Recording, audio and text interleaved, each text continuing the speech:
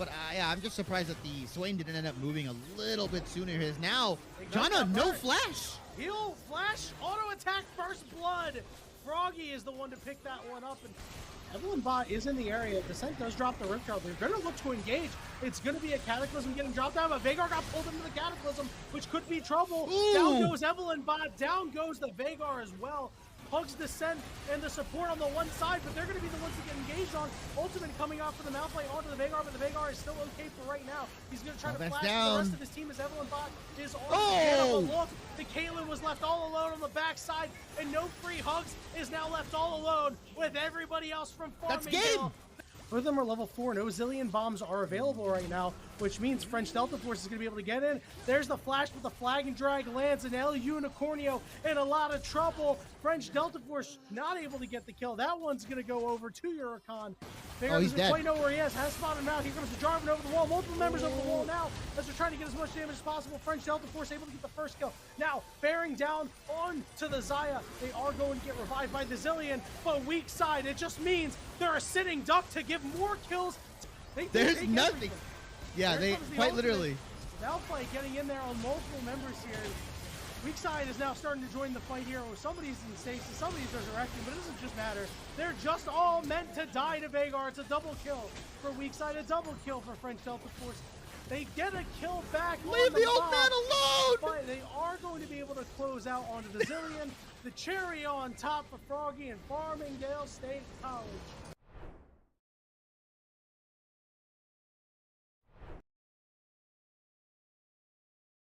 Holding on to this stock at 160. Oh yeah, both of these characters decently heavyweight, gonna be seeing very large percentages. And the back ear from Matt Fat Mansion to take it right there. I see it too. Oh, good forward air tipper there. Hope should be able to recover from this unless you get countered. Dags with a huge opener there. But Splat says, listen, I need you to get right back on stage. It's nice that you want to get here. You gotta go. And the block, I think, actually helped Splat there. Again, falling because the second hit of that... I didn't get to show out last time the way I wanted to. I'll do it. He's all warmed up now, but he will drop that stock this time around. Gordo up tilt, a week where they went to set number 3.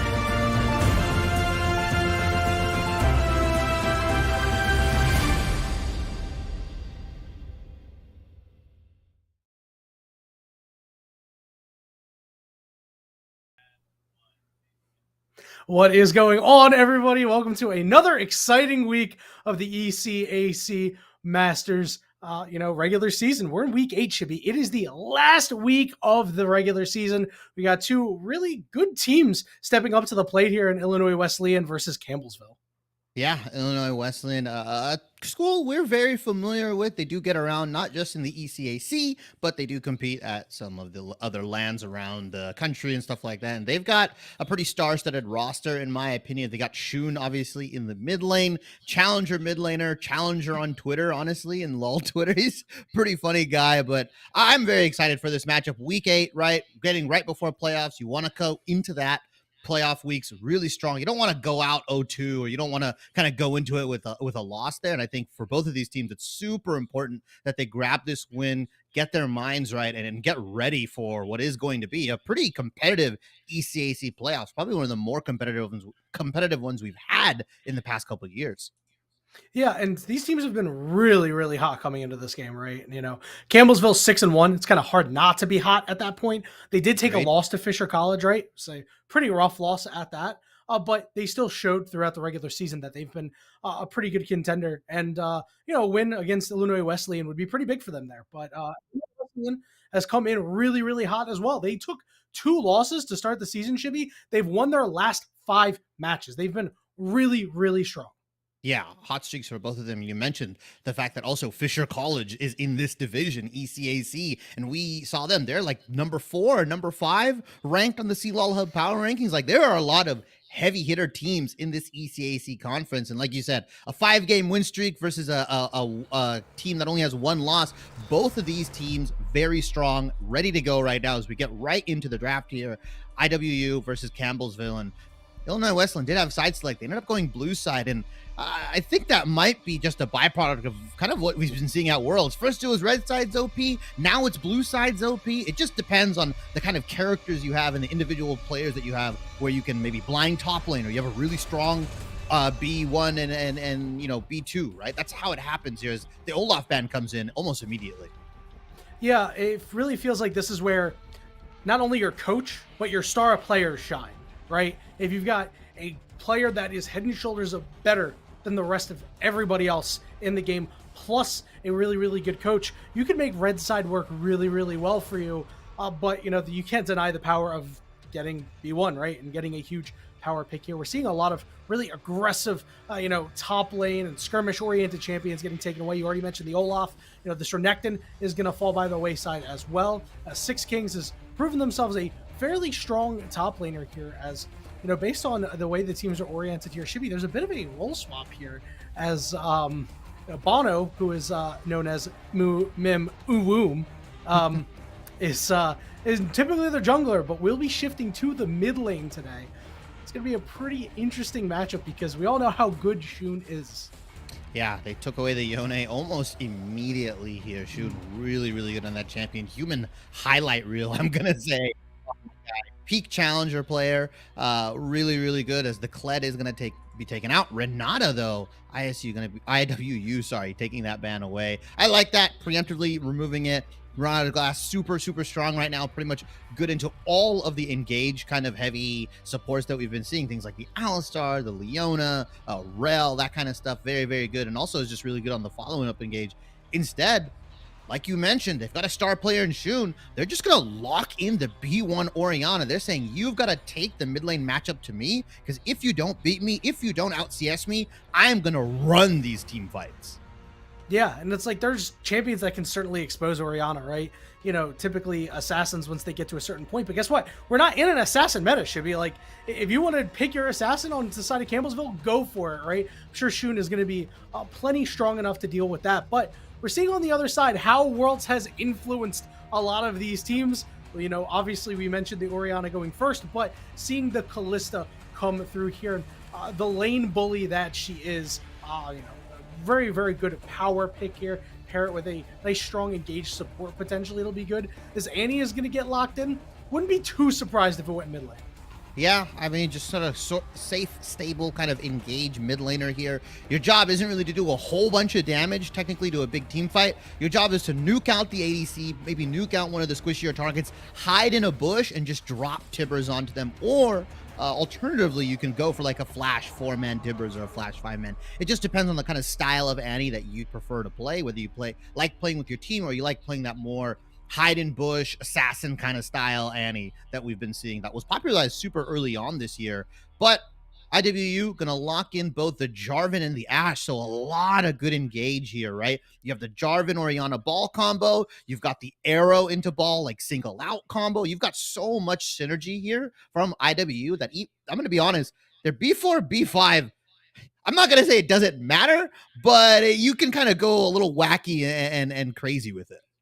Yeah, they can certainly get creative if they want to. And think of all the space that they're going to buy this Ashe, by the way, if in fact it is a carry Ashe. We've seen support Ashe come through, right? And, against a Kalista, it actually wouldn't be that bad of an idea. But, that remains to be seen. But yeah, think of all the space that this Ashe is going to get to just work with. Now, we are going to see a Graves come in the other side, which I like what Campbellsville is actually doing here. Sure, Illinois Wesleyan has a really good like team fight based composition, right? But Campbellsville is very in your face with their first 3 picks. Yeah, and if this is a Graves jungle and not some weird Graves top from the world's influence, you're gonna have a lot of lane priority, about right? that. Yeah, you're gonna have a lot of lane priority to invade, right? Especially onto the bot side into this Jarvan, who is not gonna be full clearing. If you're full clearing on Jarvan, I don't think you're doing the right thing there. So this Graves is gonna have a whole bunch of time to use his bot lane priority, potentially use top lane priority if they save that R5 counter pick, and just start perma invading this Jarvan and making his life a living hell here. Fable might have a tough time in the jungle if he can't, avoid this Graves, outpath him, and kind of outthink this guy. Yeah. Now the good news is you get, a fairly nice clear, right? You can clear pretty quick and kind of scoot around the map a little bit with your quick draws. So, it does remain to be seen how these junglers are going to interact with potential invades or anything. But I do think in a straight up, the Graves can generally get an advantage there. Second half of bans we're seeing coming out here, we see Zach and Rel get taken away. It's a Zach top ban. Six Kings played that against Fisher a couple weeks ago and actually had a crazy game on it, right? Like it got banned the very next game despite the loss. On the other side, we're seeing Braum and Rakan get taken away. Not too surprising there because those are pretty deadly pairings with the Ashe. So we are going to see the Cassante get locked in before he gets nerfed. Again, listen, Cassante was bad for a hot minute and then just became I think stronger than he was before, to be quite honest with you. I don't know. I think Cassante's just been good, but people, they nerf him, then the really players that abuse him don't play him, but the really good Cassante still play him, and then they rework him and he's still good. Cassante's a balanced nightmare. He's probably the worst balanced champion I've ever seen in regards to how difficult he is to kind of tune him into the high level versus elite versus so on and so forth, as the Gwen and Nautilus do get locked into here. Gwen, pretty standard counter matchup, or considered a counter matchup into these tanks, right? Into things like the Cassante, can trade really well with him. Once she gets Riftmaker, she can really start healing off and really start getting the better of these side lanes. But Camelsville, with their final pick, they locked in their top lane. Is this an Annie support? And I just going crazy, or okay, they're locking in the Alistar. They're gonna give support counter pick over here to the Kid in Flame. Potentially, yep, that Alistar is going to be locked in. So they're going to have a Callista Alistar into what is an Ashe Nautilus. Very, very aggressive lanes. Very, very, tank support, engage heavy lanes. I like this. They can scrap super early. That's going to provide them the lane priority and the lane dominance they need. Unfortunately, this Ashe is going to have to play the range game. And it's really good into the Callista because you slow the Callista, you stun her, and so on and so forth. I like what IWU has drafted here, but I feel like if Trust One can get the invades onto Fable, can use this lane prio effectively, I feel like Fable is just going to have a nightmare of a time. Yeah, it's a tale of two thoughts here with these teams, in my opinion, at the very least, right? IWU is like, hey, we're going to go in team fight. We're going to have a really, really good team fight presence here. We've got the Gwen to split push. So, we can, drag somebody up there, start a 4v4 or something. Or if Gwen comes on the flank, it'll be looking really good. Meanwhile, on the other side, Campbellsville's just like, hey, we're just going to hands diff everybody, right? They are handscheck.team, right? Yeah, pretty much. You have the onus on the jungle matchup, specifically, like you mentioned, the quick draw. You can dodge flag and drag. That's on you. That's on the Graves player. If he dodges that combo out, oh yeah, this Jarvan's never going to win a duel, right? You have Callista Alistar, who more than likely is going to be shoving that lane in, who's going to be putting spears onto minions, trying to cue the speared minion into the Ashe so that they can then combo their E and get that going. There's a lot of, like you said, hands diff, mechanical prowess here on the side of the thing I like about IWU's composition, though, is that they have obviously a team fight 5v5 or 4v4 composition, but they've got a pseudo pick comp, right? They've got Nautilus, they've got Ashe. If you're caught in a side lane against these two, they are more than happy to blow one or two of these ultimates because, look, you've got an Orianna ultimate, you've got, like you said, Command Shockwave, Cataclysm, hell, you've got a Gwen on the flank. You're more than happy to burn 1 to 2 ultimates on the side of IWU, and still you're down to scrap and team fight because you've just got so much synergy across the board. I like the composition that they've drafted. They just have to make sure they don't go down 2,000-3,000 gold in the laning phase. Yeah, I was just about to start asking you, Shabby, what's the keys to the game here for each of these sides? So we'll run with it with Campbellsville. Getting that 2,000 to 3,000 gold lead early, right? Getting these hand checks in. Because, when you see level 6 come out in the mid lane, for example, I mean, I still think that this Annie has definitely great engage potential onto the Orianna. Remember, Orianna's not exactly a champion that is, a sturdy, right? She might be a robot, but she's made of paper sometimes. So the lethal combination of Graves and Annie is enough to blow up anybody, honestly, Fable included, too. So that's something that they need to watch out for. This bottom lane can certainly get out of control. You mentioned Headbolt pulverizes, things of that nature. Hell, once you get level 6 on Callisto, you can throw your Alistar in there, ult him while he's ulted under turret. Now he's super burly, able to facilitate a dive or something like that. So that's what I think that Campbellsville is going to have to do. So Illinois Wesleyan, I mean, outside of not going down 2,000 to 3,000 gold, what do you think? Is it just the picks, or is it posturing for objectives?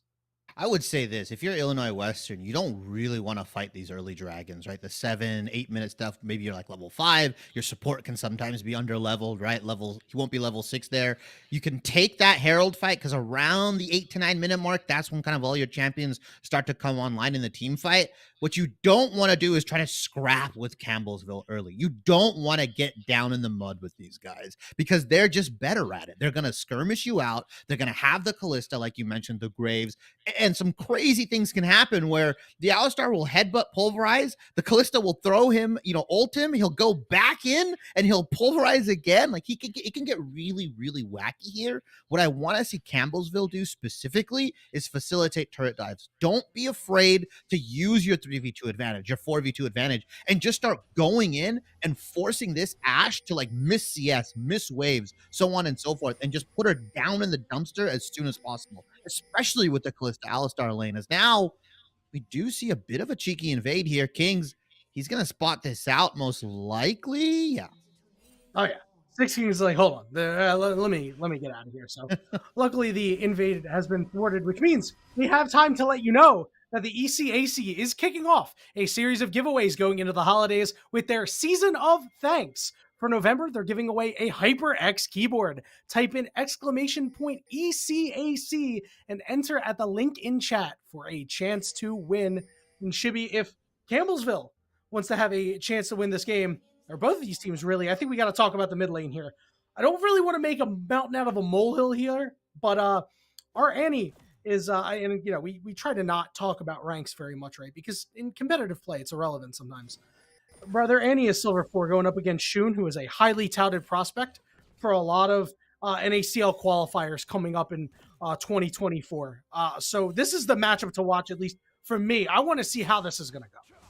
Shun has everything to lose and nothing to gain here, right? Imagine you're getting scouted for the qualifiers and this Silver 4 Annie just absolutely turbo stomps you in lane. I mean, hey, these players are dangerous, right? Everything to gain, nothing to lose. You're Silver 4. I mean, go balls to the wall, go crazy, pedal to the metal, whatever you want to do, and just really up the ante because Shun may not respect this guy, but if you can kind of bait him in, get your jungler in here, you can start 1v2ing this. As right now, Shun asserting dominance with this Orianna pick. Look at that ball zoning. Look at that ball placement.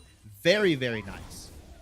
Yeah, and you can already see all the damage that's coming in. Shibby, I think we know where this one's trending. So, they're going to need to get something back. It really is going to need to be this bot lane, right? Because you did talk about how, you pick up Gwen for the counter matchup essentially into the Cassante. So, it's going to be up to the Kid and Flame and Meki Love to get the job done. And I mean, these are two really, really strong players in their own right. So getting any sort of advantages there, I think that's where I would put my focus if I were Trolls. Yeah, you picked Callista Alistar. Play towards your Callista Alistar lane. I mean, that's just the name of the game, right? Let them get turret plays. Let them put pressure on. Cover for ganks. Cover for dives. That kind of stuff, right? If you are Trust 1, yeah, you're the Graves. You got to focus on kind of full clearing your jungle and full clearing your side, but you want to try to be there to support your bot lane specifically. This Cassante should have a decent time into the Gwen. It's not a hard counter necessarily. He's just never going to be able to win in the side lane, right? And in that case, you have a tank. You can team fight. This Cassante will do its job. You just have to make sure that this bot lane, you nurture it, you grow it, and it becomes this big, strong carry that you drafted in this Callista Alistar lane. Yeah, my favorite football coach of the Eagles, Nick Sirianni, says you got to fertilize every day, right? And they got to fertilize this bot lane and, take great care. Go to your local mulching center. Go grab the best mulch for it. water it, you know, let the rains come down, do a rain dance, whatever you need to do to get the job done. So far, though, outside of the initial damage that was put on by Shun, our Annie here has been, you know, pretty solid since then. He's recovered a lot of HP, hasn't had to burn teleport, so no fireworks quite yet. We do see Graves hovering in the top side as Animosity is down to half HP, but we're not really going to see too much until level 6, I think. Yeah, I think one thing to note that we kind of missed early on is the jungle starts for both of these guys, right? Fable and Trust did opposite jungle starts, right? So Fable started on his blue side, while Graves, Trust 1, started on his blue side. So they actually missed each other completely, and so the expectation is that, yeah, this Jarvan should be coming up top lane, should be ganking, and Graves is here to cover, but it's actually vice versa here. Jarvan is on the bot side here, is spotted out on a ward, so they are going to know where they started and where he was, and now Graves, he's just going to fancy himself an invasion. Like, I'm going to take this Gromp that you left for me. It's like you steal that piece of cheesecake that your partner left in the fridge. You just take it. You just eat it at like 2 a.m. Nobody knows, Yanni. Shibby, did you do that recently to your partner? Like, that feels... Well, no comment. That feels very you-coded, my friend. It feels like something you would totally do.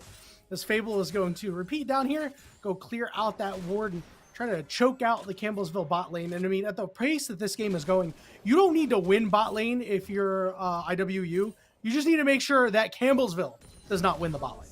Yeah, it's a mutually assured destruction here, right? Just make sure that, all right, I'm just going to play Ashe, I'm going to press R, and when the team fights happen, I'm going to do my job here.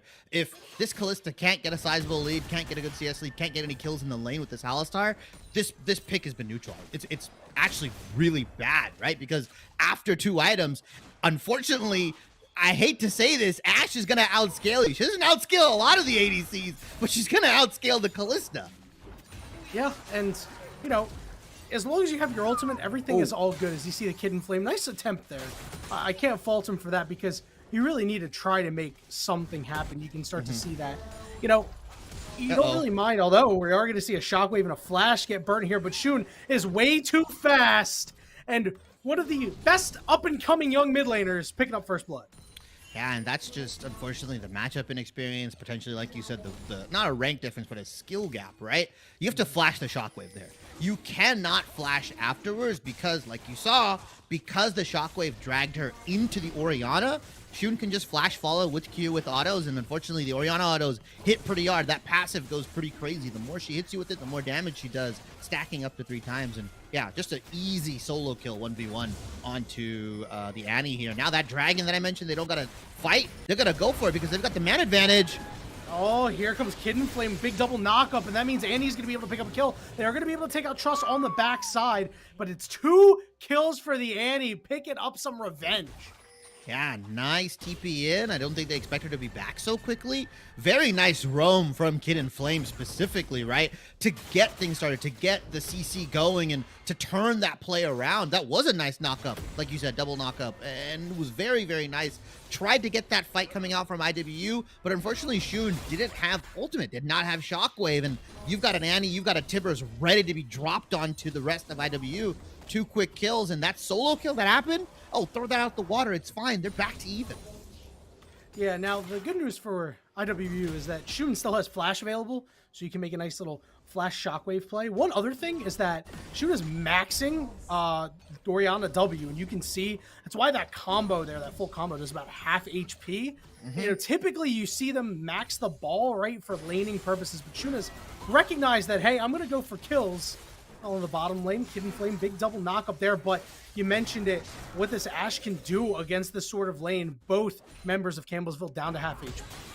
It's so sad, too. Because of the slow and because of how it interacts specifically with Kalista, it actually reduces her DPS drastically. This lane is such a nightmare because typically you can just hop around like that. And with these Berserker Greaves, you'd actually be able to, in theory, out-trade any other ADC. But because of how Ashe is, because of the nature of that champion, she moves slower, so she hops slower, so she autos slower, and you're just reducing the DPS while you get these crazy Q autos coming out. As now Trust, he's got a flash. Yep, and he will flash over the wall, but Shun is going to follow him, and you can see the QW combo does a whole lot. Shun a little low, So it looks like he'll save this one for Fable if he can go Ooh. get it, and he does. Annie? Picking him up with the Iron Spike whip, and yeah, you know, where the mid laner, he's got tree trunks for legs rooted into the ground.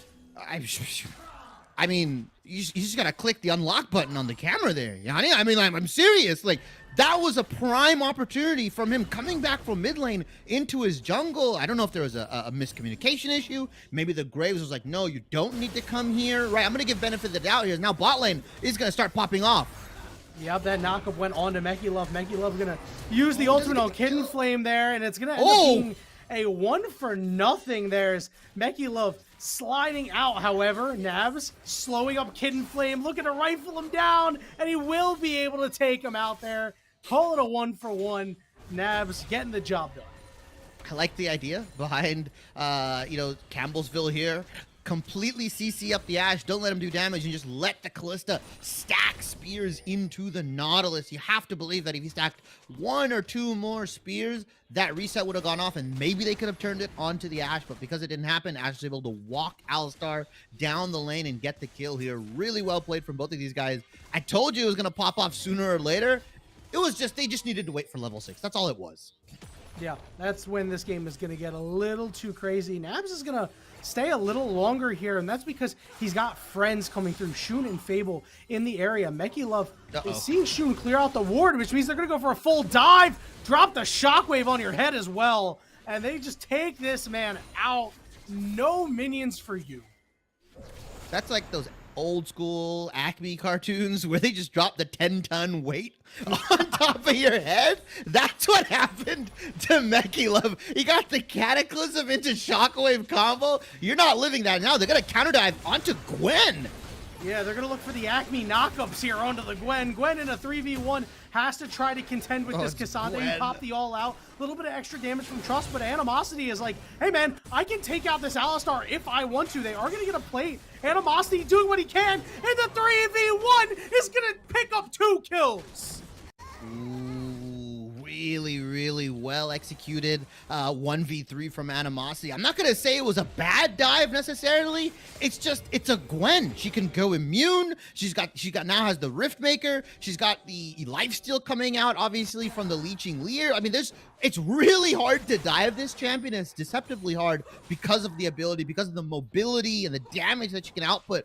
Plus, she got a little help from the turret, and I think Alistar, unfortunately, did not have the unbreakable will, so he could only tank maybe 2 turret shots before he had to piece on out there. Unfortunate, not waiting for your cooldowns. I felt kind of like Campbellsville were forced into that decision because they're like, oh, our bot laner got dived. We have to answer back, and unfortunately, now the game is down 2,000 gold for them, and IWU on this team fight composition, I said they have to worry about not going down 2,000 gold. They doubled it. They said, pass it on to the next one. We'll go up 2,000. Yeah, and I couldn't agree with you more about the point of looking like they're forced. And so many times in League of Legends, you know, it feels like teams are like, yeah, you know, well, something happened bot lane. We need to answer. As you can see, IWU, they're not done yet. And they're going to drop everything on top of Callista, who's going to be able to hop out of the Cataclysm. Kitten Flame, though, not so lucky. Going to get pulled in, but pulled out by said Callista to keep him alive. Yeah, really, really well played. I like that from Campbellsville here. The idea from IWU, though, get some cooldowns out, get the dive going is, wait a minute, a whole bunch of damage! Knock up there, Shun low, Shun dead, but it re-engages here, and Nabs is completely protected. We talked about in the draft the space this Ashe was going to have to operate, and operating it with it they are. Knock up onto Truss as well, who's low and goes down, and now it's MekyLove versus the World, and the World almost not good enough to take out MekyLove, but Nabs will nab another one. Yeah, made the best out of a bad situation here. That blow-up damage onto Fable was pretty scary, as now Animosity is just going to take the 1v1. Yeah, I don't know if he's going to be able to get the job done. Good all out here, pulls him all the way over. And now Animosity kind of low on cooldowns, you can tell, but the snip and the true damage was a little too much. Just waiting for that Q to come back up. Well, bottom, it's a little testy here. Ruthless is the one to fall. Dragon secured for IWU, so you know he's shouting worth in the chat. But Nabs will be able to just walk it out here. Get the Dragon. Does Kid and Flame actually get out? He's got to wait for his team right now. They're collapsing. Get out. Get out. What do you mean get out, Shibby? Oh, he goes down. I thought for a second his team was going to be able to get there in time. Shun, though, trying to run and has that slow field coming up from the dissonance, so is A-okay. Yeah, I was like, his team's coming, but they're just not fast enough.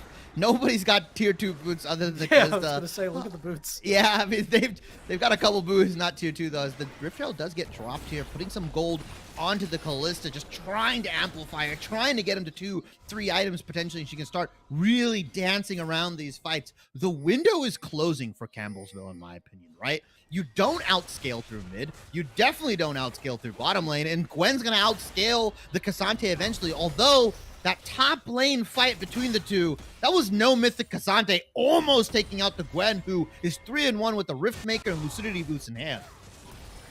I do think there is a world, although we're not currently living in that world, but could be at some point, where Campbellsville does have a pretty solid team fight if you get like a 4-person Annie stun with a 4-person Alistar knock-up here. I don't know if that's going to happen as Shun and the rest of the squad are here. Another nice arrow lands onto the Callista, down to about half HP. Marked with a knock-up there. Oh. Has to flash away, pulls in the Alistar, but dies all the same. And now Trust is the one to get chased down, but the turret still standing means that IWU can't go any further for now. This is what we were talking about early in the draft, right? They've got a pseudo-pick composition. That wasn't really a team fight. That was just them catching out the Callistas. Now, Shun? Star Pulverize Shun? comes in. Shun? Oh, he's trying to get out of there. His team coming in to help him. They got there sooner or later, and now it's Trust, the one who's getting chased down by the J4 up top. And here comes Annie. They've got a stun, but they don't really have that much damage right now, Shibby. It's just not enough as they tussle over the blue, but determine Campbellsville will let you have your board. I mean, unfortunately, it's an Alistar and a Graves, and the Graves did not opt in for the more damage-orientated build. We actually have the Gore Drinker variant here for the Graves. A lot more tankier, a lot more beefier, can get into the mix of things. And yeah, you can Gore Drinker, you can heal, but typically what we've seen is a more DPS-orientated build. Sometimes we see like full lethality, other times we see like, what I've seen is like a Triforce into Spear of Shojin, that kind of stuff. It's a little bit more expensive. You can only do that really when you're snowballing. But this Gore Drinker into what is going to be most likely a Black Cleaver just kind of screams to me that he's more of a bruiser, and he's not really trying to one-tap you out that we typically see from Graves. They're trying to stick into these team fights. They're trying to make them last, which, in my opinion, is not the way to go. Yeah, they're pretty okay in long fights, but I don't think they're as good as IWU. No. Shun has to flash, but Shockwave going down. Kid and Flame, I mean, you expect Alistar to be your big tank, and yeah, he's only got like one item, but I mean, taking that much damage from the Orianna, you just know that it's only going to get worse from here. As the Rift Herald has been started up, Shun is still in the area. Fable has been spotted out as well, so it's up to IWU if they want to take this fight. Ash from the top side. We have Gwen with a teleport available, who's down on the bottom side. Flash engage on the Shun. He's the one who's marked, and he's the one who goes down. Fable going to go back onto the Graves. Graves in the bounce house, getting pretty low, and will finally go down. There's a great Cataclysm down with the knockups. Animosity's teleport comes in as well. Mechila finally falls. It's a 3v3. The all-out over the wall means that Six Kings is going to be one-on-one with Nabs, as Animosity's going to chase down the Graves. But the Annie try to do what they can, try to get what damage they can, but Animosity gets the kill. Now it's a 2v1. Animosity dashing forward, but it's actually Campbellsville. They're the victors of the fight with Six Kings, the one to tell the tale.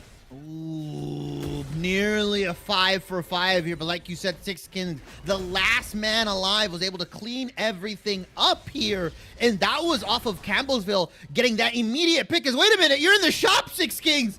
You gotta get out of there. It's not time to browse Amazon. You gotta get out, Oriana's coming with the shockwave here. It's finally. Listen, Shibby. Listen, Shibby. You can shop, you can window shop when you've got 4,700 HP, 329 armor, 201 MR, unstoppable, a shield. When you go over walls, you have airborne.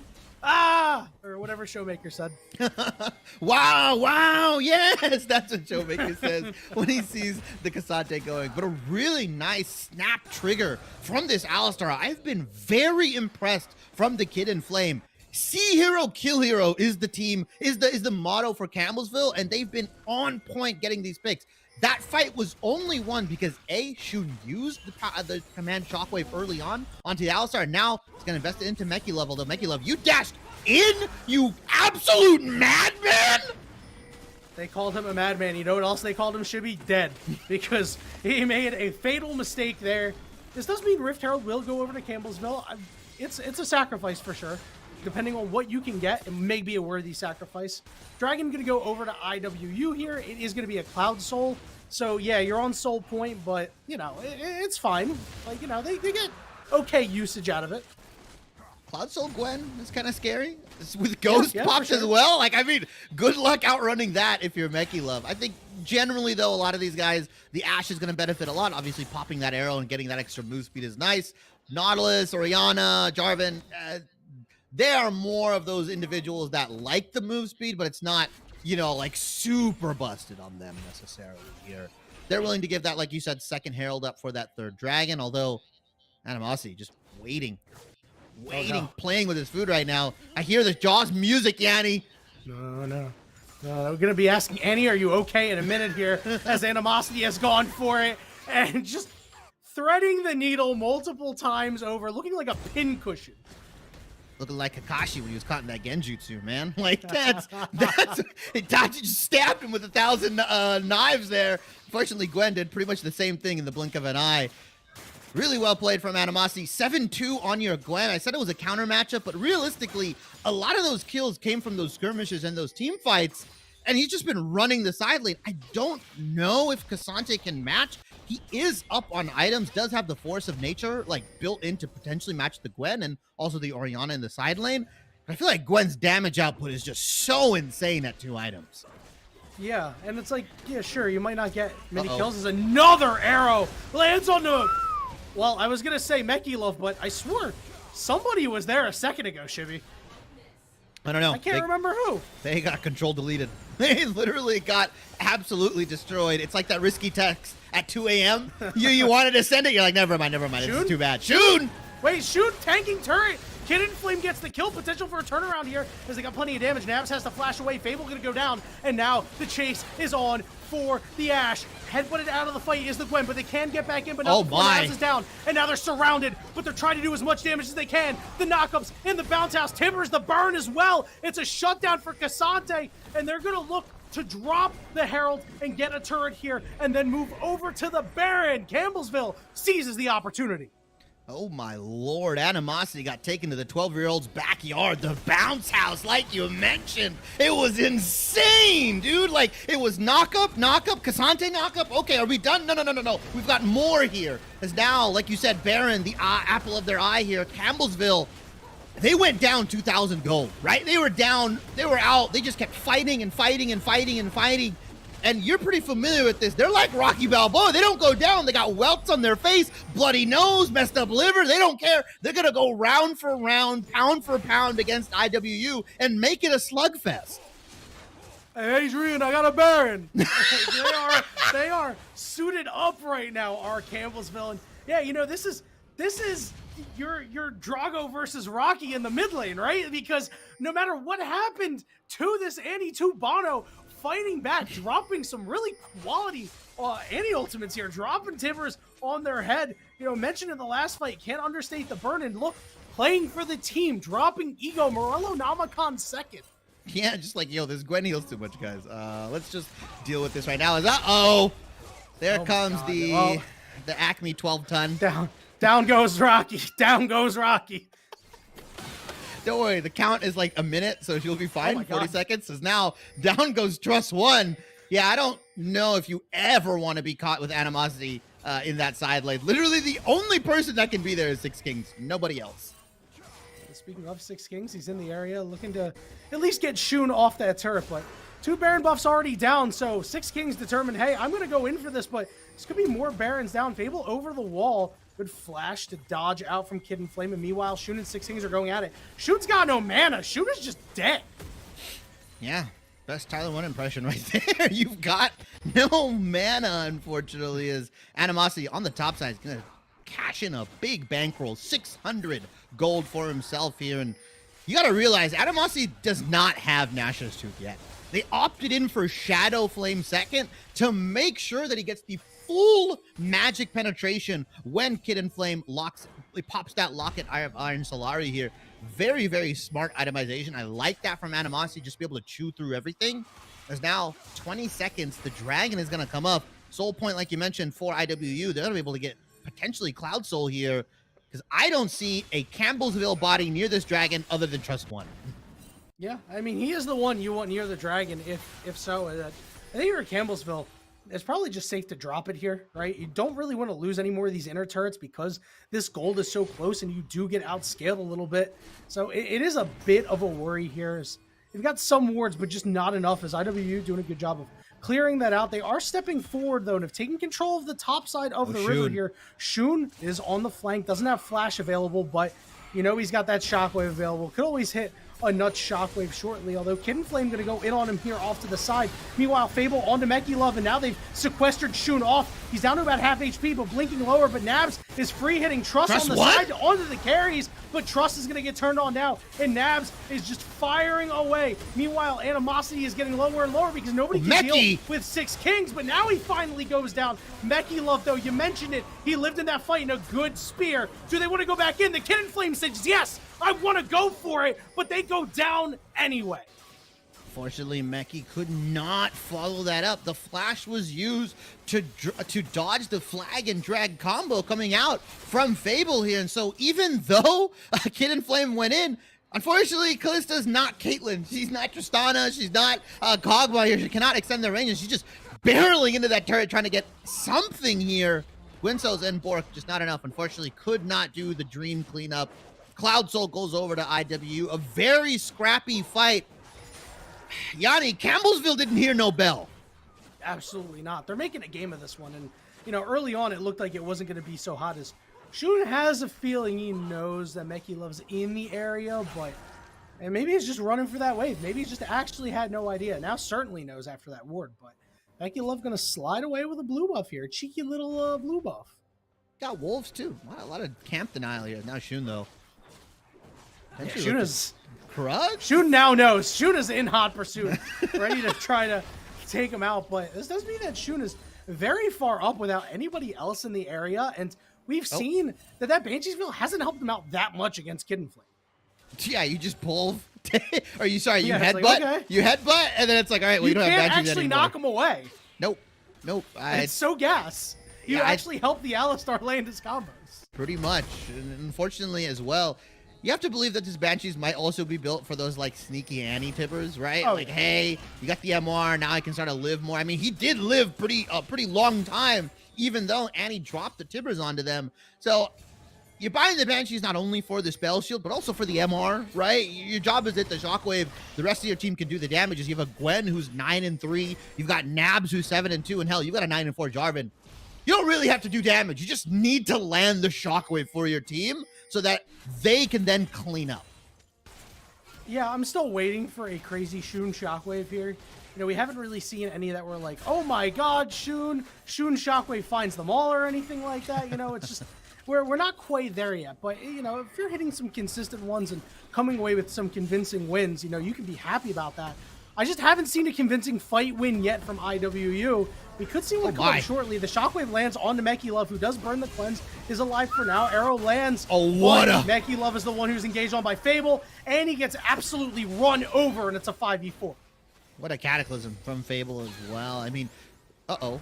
Okay, I thought that was going to connect, but yeah, really well played. The moment that cleanse was used, you saw Nabs fire that arrow, and that has been like a heat-seeking missile onto Meki Love. He's not been able to dodge it, as now Wolf comes in.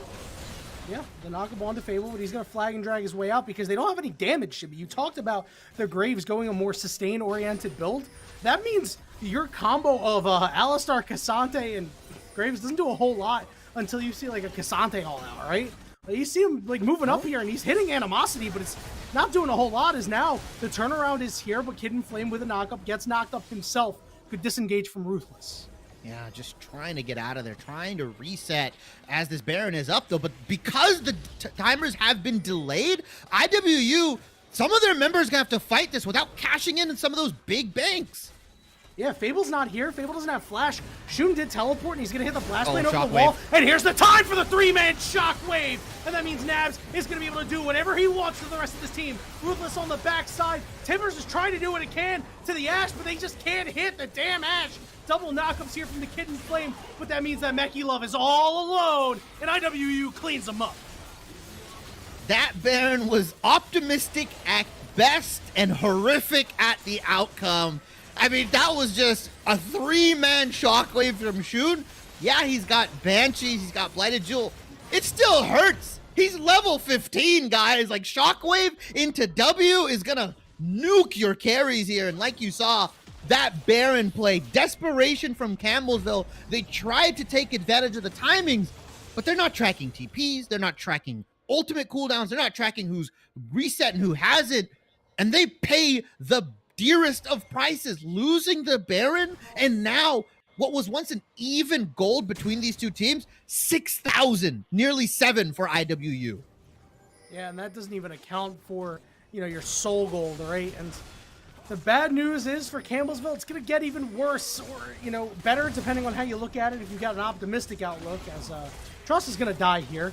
But in 1 minute and 20 seconds, this Elder Drake is going to spawn, and if this game isn't over, I don't see a way that Campbellsville has an in to try to burger for them. Trust 1 is down, so this is at least a free Elder Dragon setup for them, right? They're going to be able to get the deep vision in, throw Pink Wars down, deny all that vision, and realistically, they never have to actually start the Elder and flip it. They have such a huge gold lead, and they have Baron in their pockets.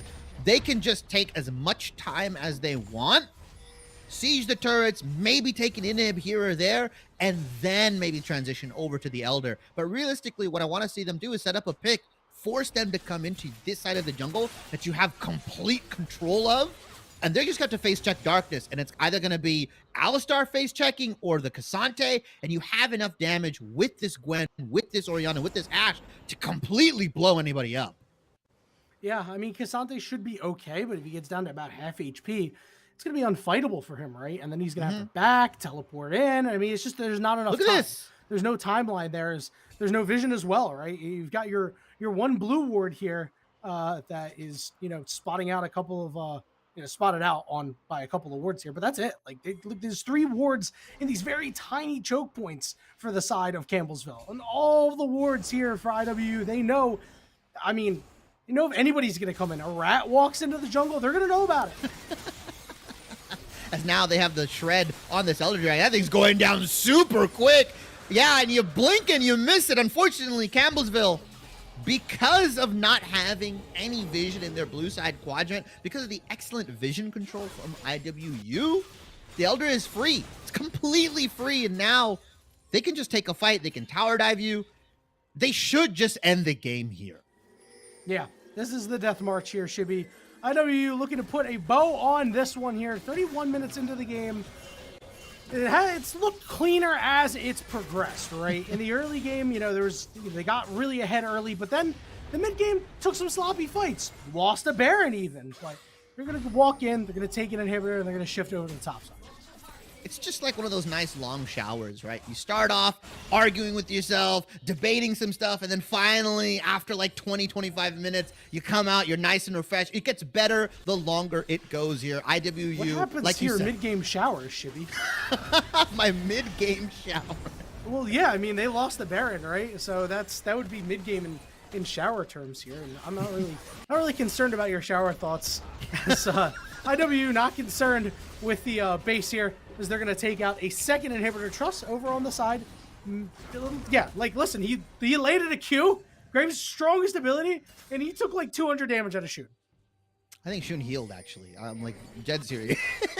The Q hit, and he actually gained HP there. Is now, methodically, is Animosity just going to dive over? Wait a minute. Animosity says, guys, I want this game to end. Look, they're a little grouped up here. Shun has an opportunity for a really nice shockwave in a couple of seconds when it comes back up. Kid and Flame, big knock up on the backside, but it just doesn't matter.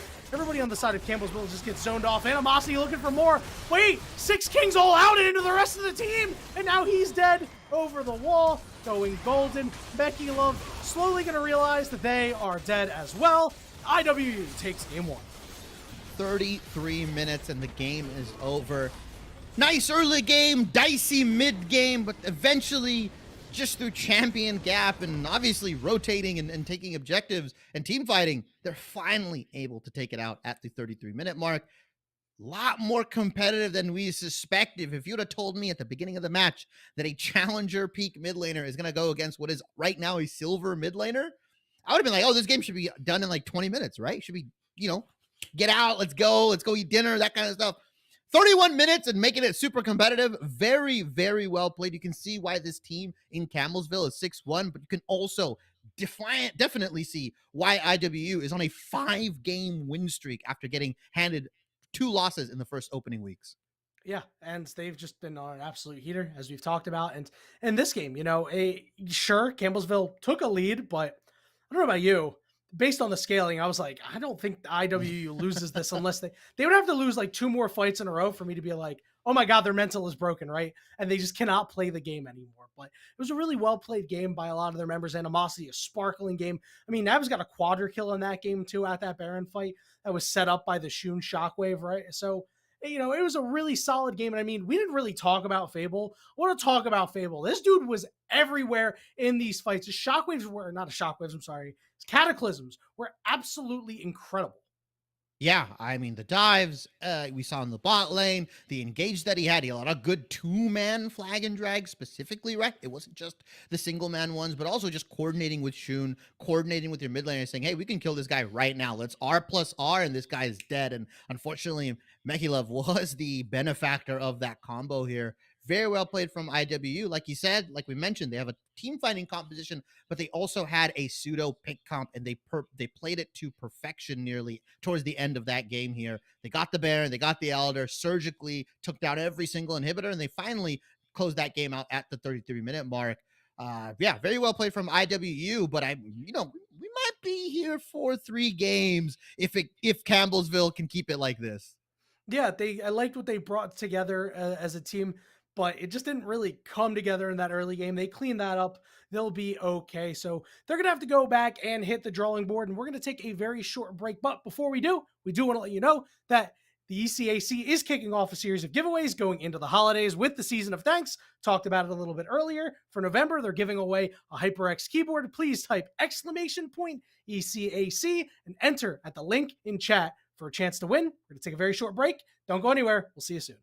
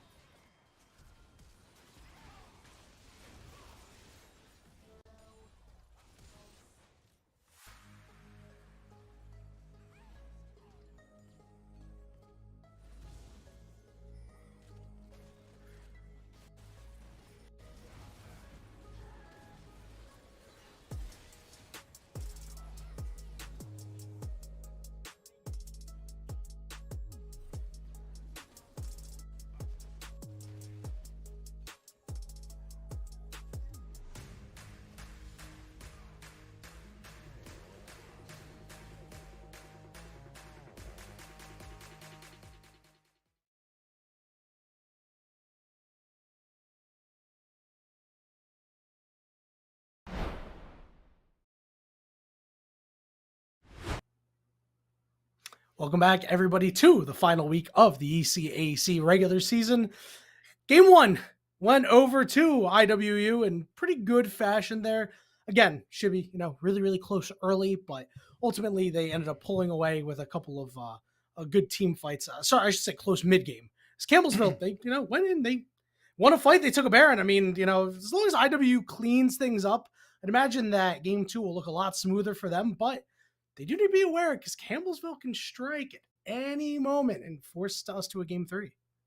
Yeah, I was particularly impressed from Campbellsville's support here. The Alistar player, Kid in Flames, I think is his name. Mm-hmm. Very, very solid decision making. Was kind of just playing as that primary engage that we saw, and that's not always ideal, especially if in this meta right now, kind of what we're running to is like jungle is sometimes the primary engage, obviously things like Jarvan, Vi, and then you have the supplementary engage with things like the Rel, or you have Rel hard engaging from the jungle role with another individual, right? But very, very well played mid game from them to try to get Campbellsville back into this game and giving them a winning shot. Those flash Alistar WQs onto Shun specifically to get him out of the fight super early. There was no way in hell he was ever going to reach Ashe. So instead of trying to like force that and flank around and everything, they just went for the obvious plays. Like, hey, Shun's walking up pretty disrespectfully. Let's just kill him out. Let's just get him immediately. And 2 times that happened, both times it ended up a positive thing for Campbellsville. Once with the Baron, and obviously once they're able to push down quite a couple turrets in the mid and top lane here. But we are going to get into draft. Once again, Campbellsville is going to go onto the red side. They did have side selection because they lost. IWU, though, back on the blue side. And I don't think their bans are going to change too much. They might opt in to ban the Alistar potentially instead of the Renata Glass, because Kid in Flame, he looked pretty damn good on the Alistar. Oh, yeah, easily. And, maybe they're banning the Renata Glass because they know that Kid in Flame might just be better on that champion, right? Like, it could just actually be the GOAT on pretty much everything. But, well, that obviously remains to be seen. We're going to see, Pled get banned. It's the same things so far. The one big difference is that Campbellsville swapping mid and jungle here. So they're going to send Bono back into the jungle, and Bono, a proficient tank jungler player, right? Like, actually, this team has been really, really good because he's been able to just play dog champs, give away all his resources, and say, hey, I'm going to play Maokai, I'm going to play Jarvan, I'm going to play Rel, things like that, and just really drop ego and be the engaging force that this team needs. So, going to be a little bit more of a challenge here for Shun. So we'll have to see if that affects what he's going to take or anything like that into this move. Yeah, there's utility junglers. It's weird to call. I wouldn't say Jarvan's a utility jungler, but yeah, things like the Rel, things like the Maokai, low economy junglers, let's call them, that just provide big engage, provide a lot of CC. Yeah, dropping ego and just saying, you know what, I know my team can carry. I just have to get the ganks off. I just have to create space for people like Meki Love, like Six Kings for them to do work here. As they actually are going to ban out the Jarvan here. Campbellsville not opting in to give that one to Cable. Had a fantastic game Fable, sorry. A fantastic game on that Jarvan you mentioned. Just multiple flag and drag combos, multiple 2-man, 3-man knockups, also really good cataclysms. Just, moving that away from Fable was very nice, and just not allowing him to dive individuals with impunity here, as Animosity is going to end up taking the Orianna for Shun here. IWU just going to run it back. Yeah, and why not, right? It did work in the first game, and a lot of the things that didn't go well for them were a little self-inflicted, right? There was a lot of really good capitalization there by Campbellsville, but I mean, you took a look at that fight that resulted in the Baron for them. They didn't take out the turret. Shun was tanking. He died pretty much to the turret, and then everything fell apart from there. We're going to see Campbellsville go a little... Are you okay over there? I think my partner's okay. She's good. I thought I heard something. Okay, glad everything's all right. We're going to see Campbellsville go in a bit of a different direction here. I see your face. Are you okay? Is something wrong with the draft that you're making this face? No, I just funny I caught you off guard. My bad. I was just checking. Campbellsville going in a bit of a different direction here. We start the draft different. So they're going to go with Maokai, which obviously different direction from the first draft, but very much in the wheelhouse of their jungler Bono. But this time we're going to see Jace come through on their end. So they want to go for a little bit more poke here.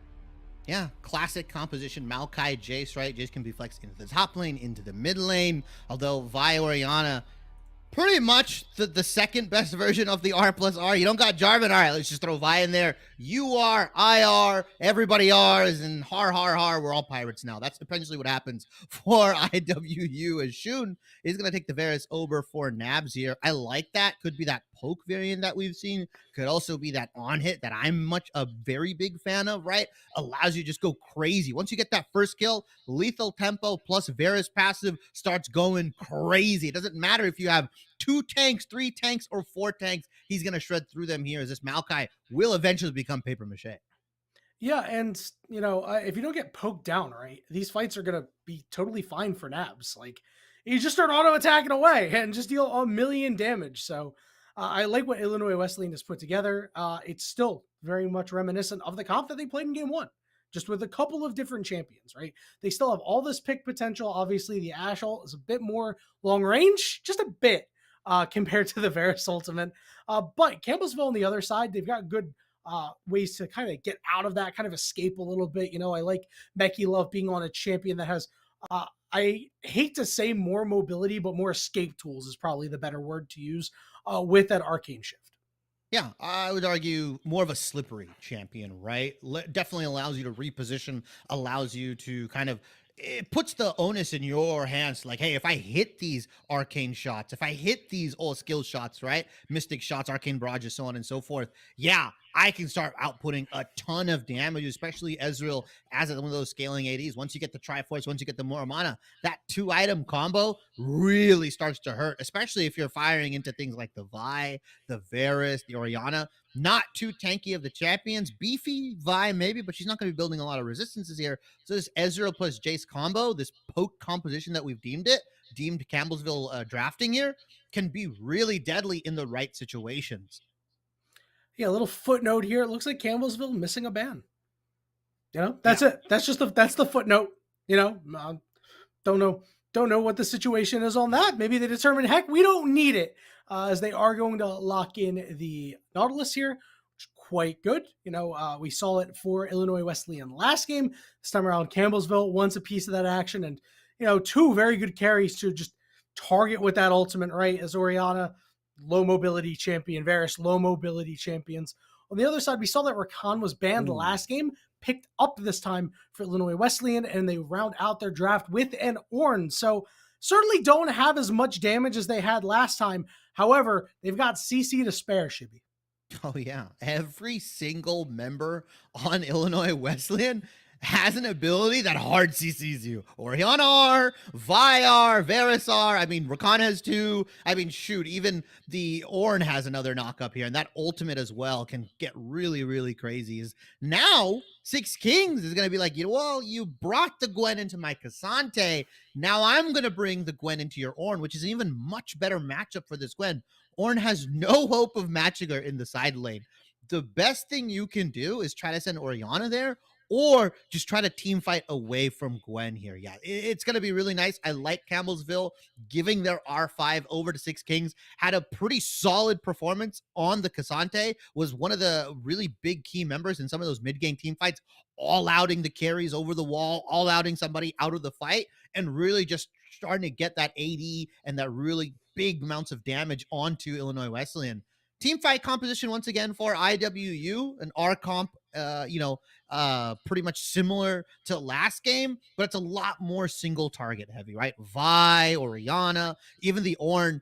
It's kind of crazy to get like a 4 or 5 man Ornn ultimate. Typically, you'll see it used on one of the more immobile carries. You might see it used on something like the Gwen, like the Jace. If it gets done for that Ezreal, he could just arcane shift out. So won't be seeing any crazy ultimates coming out from this Ornn, but Campbellsville, super slippery, super mobile, and they've got a lot of good disengage with Maokai plus Nautilus.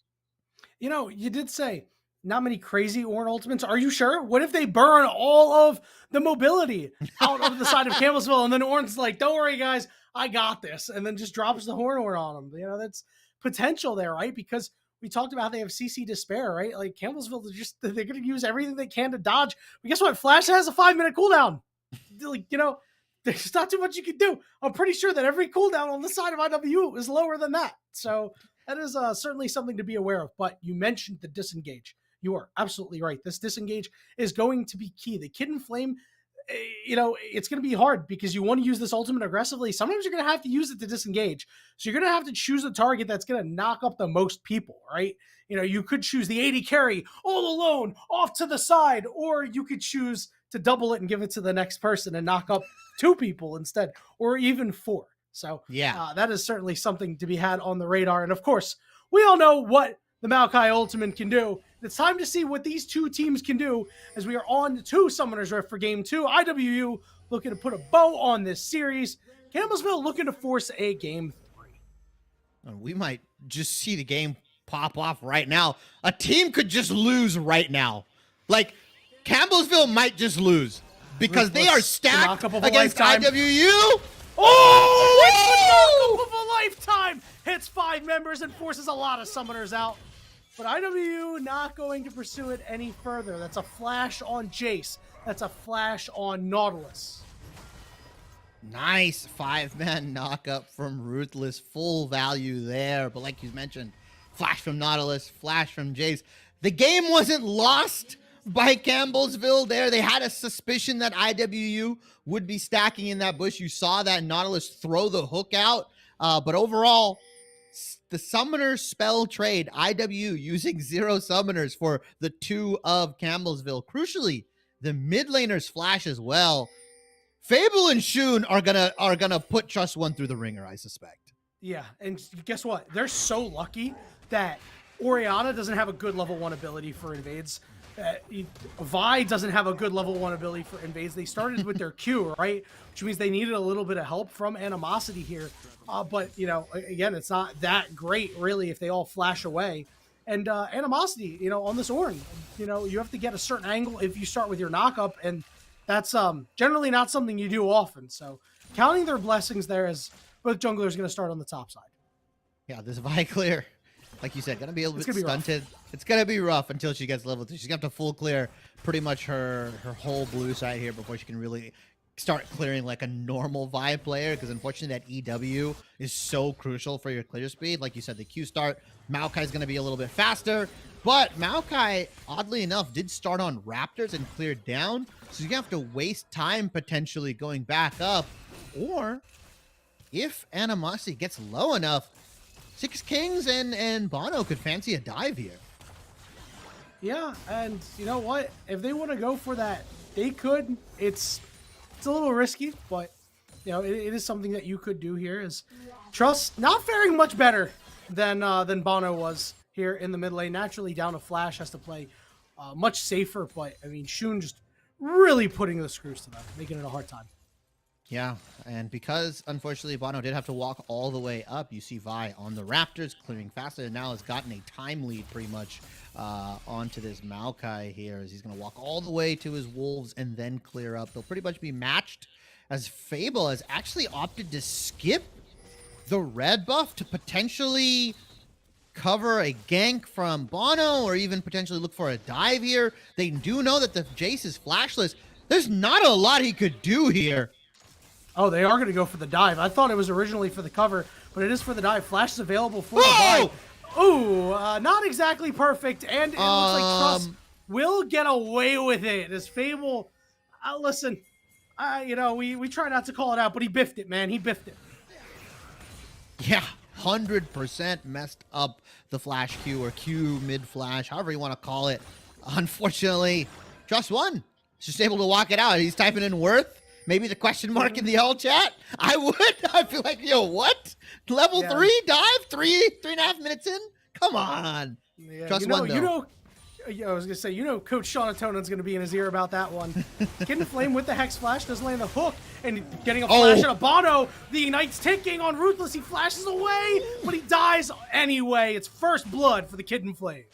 Oh my god, it felt like Ruthless what was in quicksand, right? The more he tried to get out, the more stuck he got. It was a Nautilus hook into the root, into Maokai root, into Maokai Q, and by that time you're already taking too much damage, and the Ignite ticks down like you mentioned.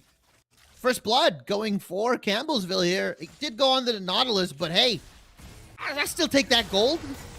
Oh, absolutely. You got to feel good now. Nabs, he's got to burn his ghost for it. The flash auto from Meki Love. Meki. And now Fable could be in a little bit of trouble, but Meki Love too low, Ruthless in the area. They're going to just back off and take their spoils. Meanwhile, topside, Animosity getting a shield from Shun. And it could be enough, and it will be enough to turn it around onto Six Kings. But back on the bottom side, Kid and Flame is left all alone. However, Meki Love and Bono are on their way, but Fable and Ruthless will have ways to be able to get out. Yeah, Meki and Bono there, I think they were trying to back here, but they saw that Kid and Flame got engaged on, got knocked up. Bono's back. I don't know if Fable can actually stay here. Yeah, it's going to be a little rough here. The engagement is going to go onto the Rakan. He gets pulled in as well, but here comes Nabs and a lot of low health targets. Kid and Flame goes down. Fable able to clean that one up thanks to Nabs damage from downtown.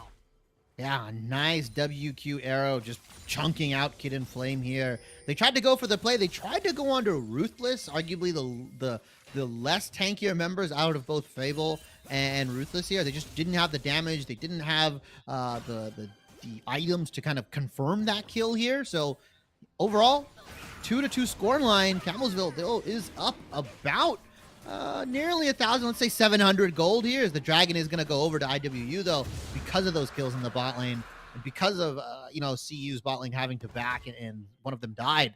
Free Dragon, free Infernal for them. Yeah, but you mentioned slightly the gold lead for Campbellsville, right? Take a look at this bot lane right now. Obviously not just the gold, as you can see the gold for pretty much everywhere, and there's kind of dueling gold advantages for top and mid here, but I really want to talk about this bot lane because both of them are on tier, but Nabs has nothing compared to Meki Love, right? That Sheen power spike, we've seen the Kid and Flame hit some really good hooks. I mean, there's potential for this Ezreal to actually run away with the game if IWU makes another mistake in the bottom. And you see the way this Ezreal plays as well. This guy knows his limits. He was flash autoing even though the Vi came. Like, he had nerves of steel. I wouldn't be surprised if he E4'd with the W as Meki Love. Oh, is tank some turret shots, actually. Wow.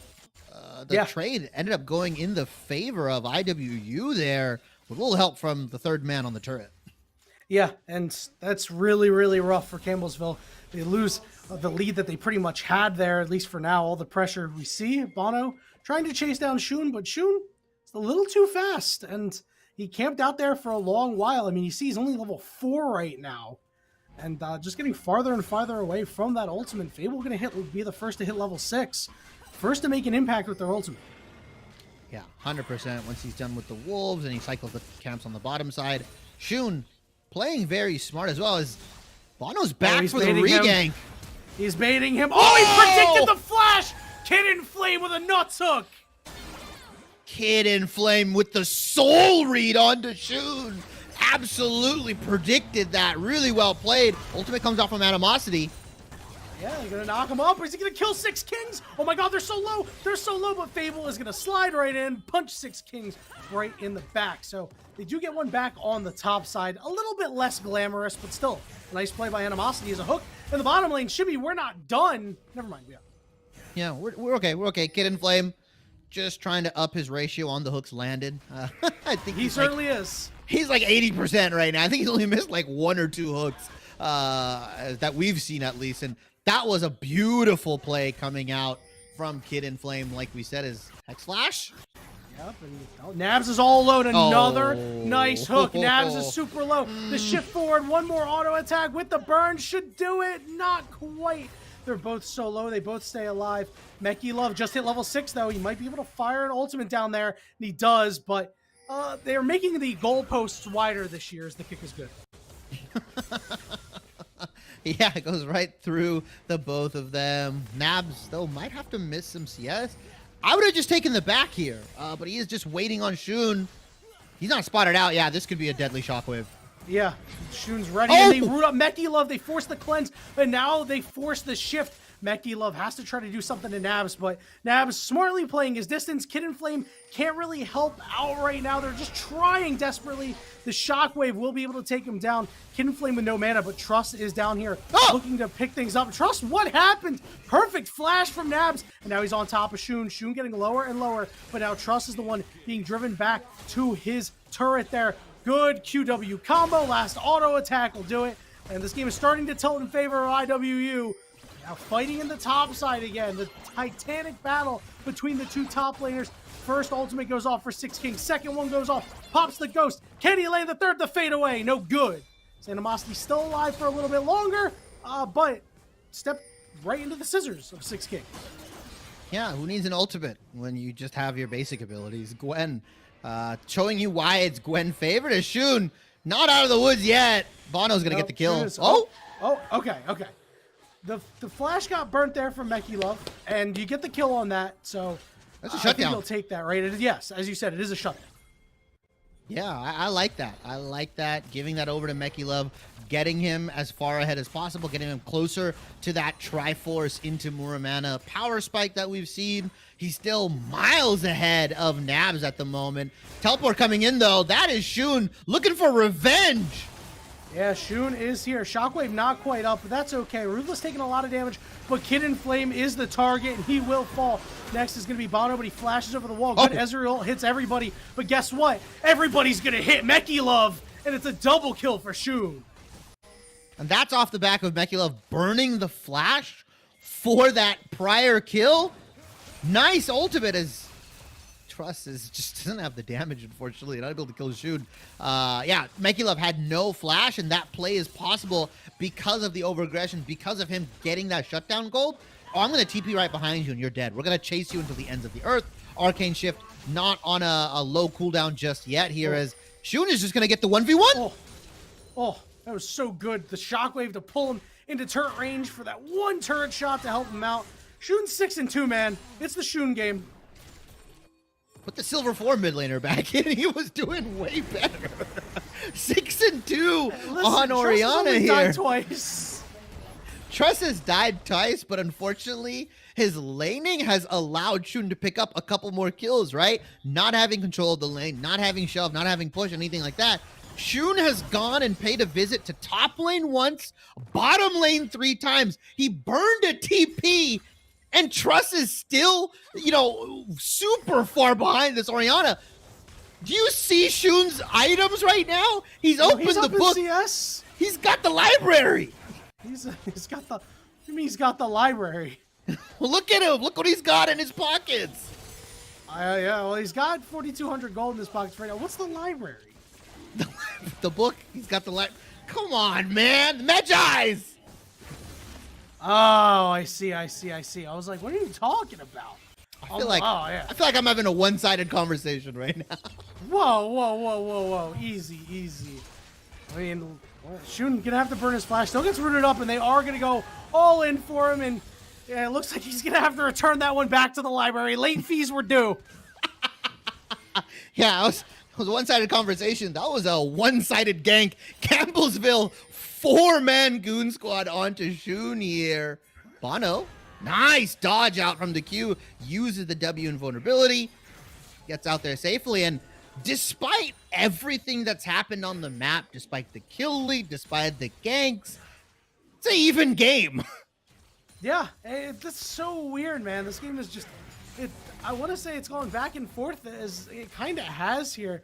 First turret gonna go over to Campbellsville there. They were able to take out that mid turret, so nice infusion of gold for them. Puts them up about, 1,300 we'll call it. But I mean, it's just starting to creep more toward IWU because, just because Shun died there and lost a couple of pages out of that book, he's still super strong right now.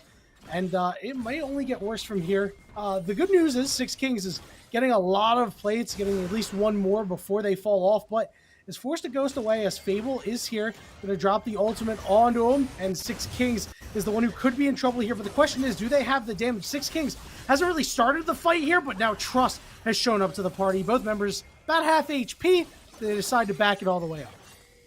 Yeah, super difficult to kill the Gwen here, especially with Riftmaker in hand. And I want to touch on that point, that mid lane turret going down is... Meki Love is unfortunately going to get zoned off of bottom lane here, although Fable is in a rock and a hard place. Yeah, Fable's dead. It's a double kill for Trust as all of a sudden he is coming alive. Shun with a good teleport in response to get a kill. Turret goes down in the bottom lane. And as you mentioned, Meki Love still being forced away here. Yeah, and I do want to talk about that mid lane turret going down though, right? It was a butterfly effect from Shun roaming constantly. Trust was punishing it. He's an AD mid laner getting alone time with the mid lane turret. And eventually he willed it down more and more and more. And that one death that Shun took, that 4-man gank, after he died, they popped the Rift Herald to get the first turret gold here. So it was a delayed punishment because Shun kept roaming, kept using his TPs to go in lanes. Trust got the turret down low enough. They got that one crucial kill around the 13-minute mark. Rift Herald goes down, Tier 1 goes down, turret plates go down, and you can see why Campbellsville now has a 1,000 gold lead for themselves. And with the control they have on the map, everybody resetting, they might just be able to scare Fable off of this Herald and nab one for themselves. Yeah, and what's really interesting is they're going to just go in to Animosity here. Big triple knock-up into a double knock-up into knocking people aside. That's the CC we talked about. A couple of charms coming through as the carries have now joined the party. Flashing over the wall is Nabs, but Nabs is in a safe place right now. That means that Fable will be the one to fall, but pushing forward to Six Kings. Ruthless going in, flashing away, but it's a double kill for Meki Love, and now Shun, the one who's in a little bit of trouble. He gets rooted up, and he is going to go down. He gets the kill on Kid and Flame, but Campbellsville is the one who wins this fight, and Meki Love wants some more. He wants a piece of Nabs here. Nabs doesn't really have the damage right now, Shimmy. Yeah, he's poke Varus. He's lethality Varus. And guy's sitting on a bargain bin of items. He's got the tier still not stacked. He hasn't been able to complete what might be either a Dust Blade, an Eclipse, or potentially something else here. He might even opt in for Umbral Glaive. Who knows what he's building right now if he's opting towards that Mythic just now. He doesn't have the damage. They're not able to get the poke off.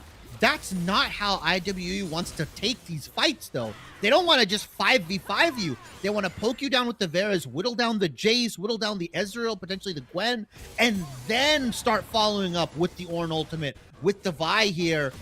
CU takes it to their face, gets the kill, gets the team fight win, and now they get the Herald here, which can get them potentially this second drag that's coming up in 30 seconds. Yeah, Campbellsville's playing really, really well this game. 100%. Specifically, Truss and Meki Love, right? Like, Truss, obviously, we talked about, they had a rough early game. He was 0-2-1 when we were kind of talking about how, you know, maybe they should have kept Bono in mid lane. And since then, 4-0-3 has been putting in so much work on his 2-item spike. Meki Love, who got denied a little bit earlier, just a couple moments ago. We are going to see a fight break out, and the Kid and Flame a little too far forward. Multiple members rooted. Shockwave goes on to the jungler here. Going to take a lot of damage. Teleport coming in on the backside here from Six Kings. It's time for him to try to do some damage, but everybody turns on him. Now Trust getting in the middle of the fight. It's a double kill for Six Kings, and the carries are carrying Shibby. They're putting in work. Shun ends up getting a kill, but it's a quadra for Six Kings. Trust puts the cherry on top and looks to take the second dragon for Campbellsville. Trust put the cherry on top, but Six Kings put the team in his backpack. Quadra kill for this Gwen off the TP flank, and they lost Kid and Flame in that fight. That was virtually a 4v5. Campbellsville come up with the team fight win, and now they are 5,000 gold nearly ahead. Let's say 4.5 right now, and they are doing wonders with it. Yeah, and it's much earlier in the game than last time when they had a little bit of a lead after taking Baron, right? So this is really the time that they can push the envelope and go for more. Despite Shun's 9 kills, there's only so much damage an Orianna can do, right? We talked about IWU has all of this CC, but we did have questions about where their damage was going to be this game. And while Varus and Orianna can certainly do damage, they're not in position to do so right now. That's why they're losing these fights. I'm not going to say a single item loses you team fights, but the fact that Shun invested nearly 2,500 gold into what is a stackless Medjai's, I mean, that's your ego. Unfortunately, Shun, you let your ego talk you into buying this item, and now you don't got any damage. You could have had potentially what is now a finished Rabadon's plus a blighted jewel in your inventory instead of this 2,500 gold sink of an item. Medjai's is not, a gold value item if it doesn't have, I believe, 20 stacks or 15? Listen, after the first time of late fees, they should have taken the library card away, and they let him go one more time. It's time. Cut this man off. Don't let him in the building anymore. Just go get something else, right? Because you talked about, at least this Rabadon's is going to come out pretty soon, but like, I guess you just keep it for one more fight just in case, and this could be the fight as Shun is the one to teleport here, and they are going to get on top of Bono. Bono will go down, so Shun will at least get one page back. Yeah, he's going to get a couple stacks here, but that's a lot invested for this individual here. The jungler alone. Baron is up, but they're not going to be able to even take that if you are IWU's side. That's just a really nice kill, a really nice pickup, but you invested TP from Shun, you invested ultimates potentially as well, we saw from IWU. I mean, it's a nice kill. It doesn't really get you a lot. It just gets you a little bit more gold and some stacks into Shun's pocket as the R comes out from Kid and Flame. Yeah, and a nice flash from Kid and Flame to land the hook as well. He's the one who gets the kill credit. You know what? He deserves it. He put in work there. But a pretty big pick here, as we do see Maokai is back on the map. So if they want to take control of this Baron, they are more than welcome to. Animosity here with a knock-up. See Fable charging over the wall already, but Animosity takes so much damage. Trust and Meki Love are doing so much. Hook lands on Varus, has to flash away. Good charms, good ultimate. They're laying the CC, but Trust is alive on the side, zoning everybody off. Meki Love on a killing spree right now. Trust taking some damage from Nabs. Nabs might be able to get himself a kill here, but does force the flash out of Trust. Meki Love close to killing Animosity. Can't do so. Rift Herald dropped in the mid lane, and Campbellsville going to the Baron.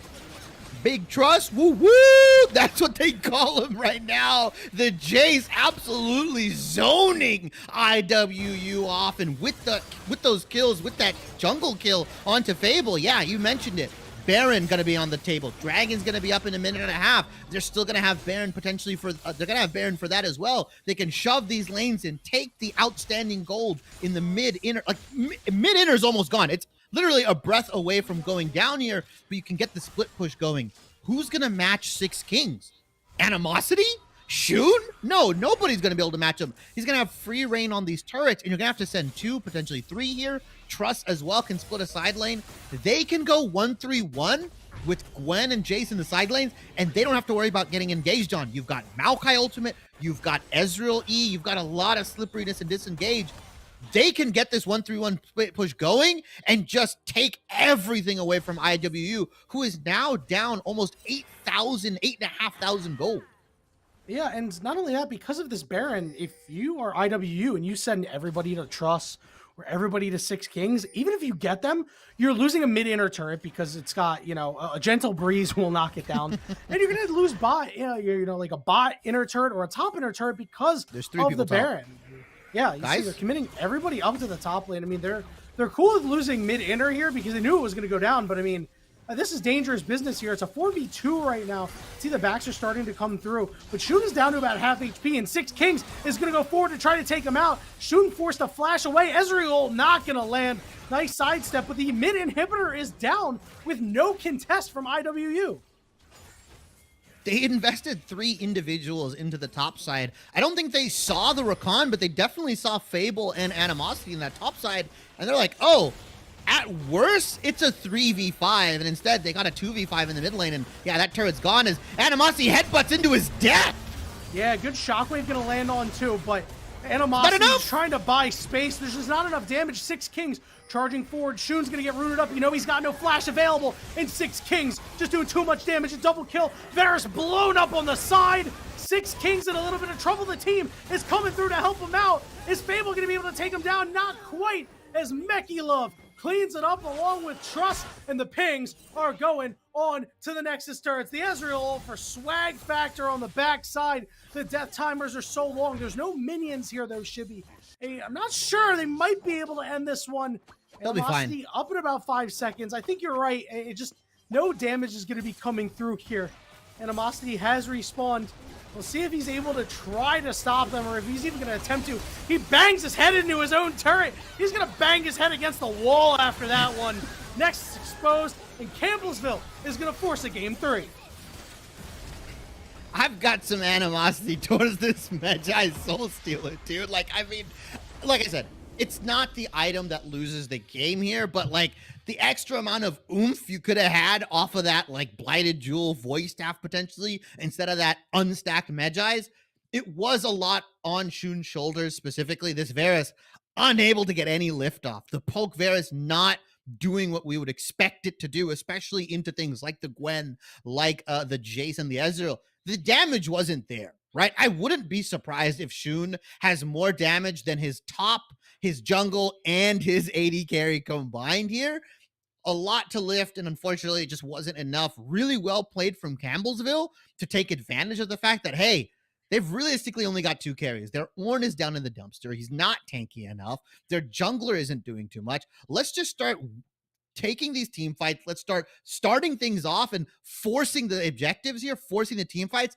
Once again, I'm very impressed with Kid and Flame. This Nautilus landing insane hooks. That flash predicted onto Shun was insane, but he just kept landing these depth charges, kept landing these hooks, and it was just really, really good follow-up coming out from Shun. Sorry, not Shun, Truss and Bono here from the Maokai. Very, very well played, and good on Truss to kind of get back into the game after we kind of clowned on him a little bit in the early game. It was 0-2-1. Really, really well played from this team. I told you we might have a series, and I told you I think if Campbellsville keeps it up, they can do it. Yeah, listen, Campbellsville came out with a fire that game because they were just on it. It felt like they were a little timid, a little trepidatious at first to fight, but once they won a fight, they were like, "Wait, guys, they don't have any damage," and they just absolutely ran over Illinois Wesleyan. So Illinois Wesleyan gonna have to go back to the drawing board, maybe trade some CC for a little bit more damage in the third game. I am ready for the fireworks between these two teams, Shibby, but we are going to have to wait just a little bit for that as we are going to take a very short break. And when we return, it'll be the final draft of this best of 3, the final week of the regular season, Illinois Wesleyan versus Campbellsville. Don't go anywhere.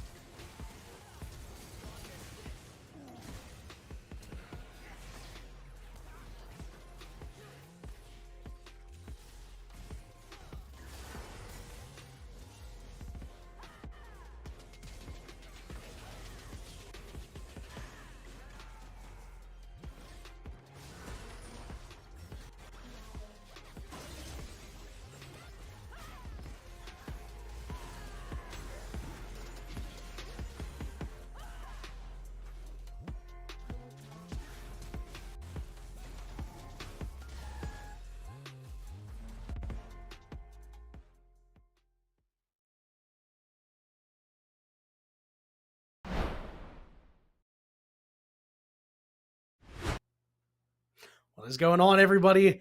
They're at the pre-draft for Game 3 here for the ECAC. Last week of the regular season between two titans of teams. We've talked about it a lot, Shibby, and what this game means for both of these sides. And, I really wasn't sure who was going to come out on top, right? I mean, I was, in my head, I was trending toward IW because of how well Shun has been playing lately. And, at Campbellsville, Game 2, they just decided to wake up and they were like, you know what?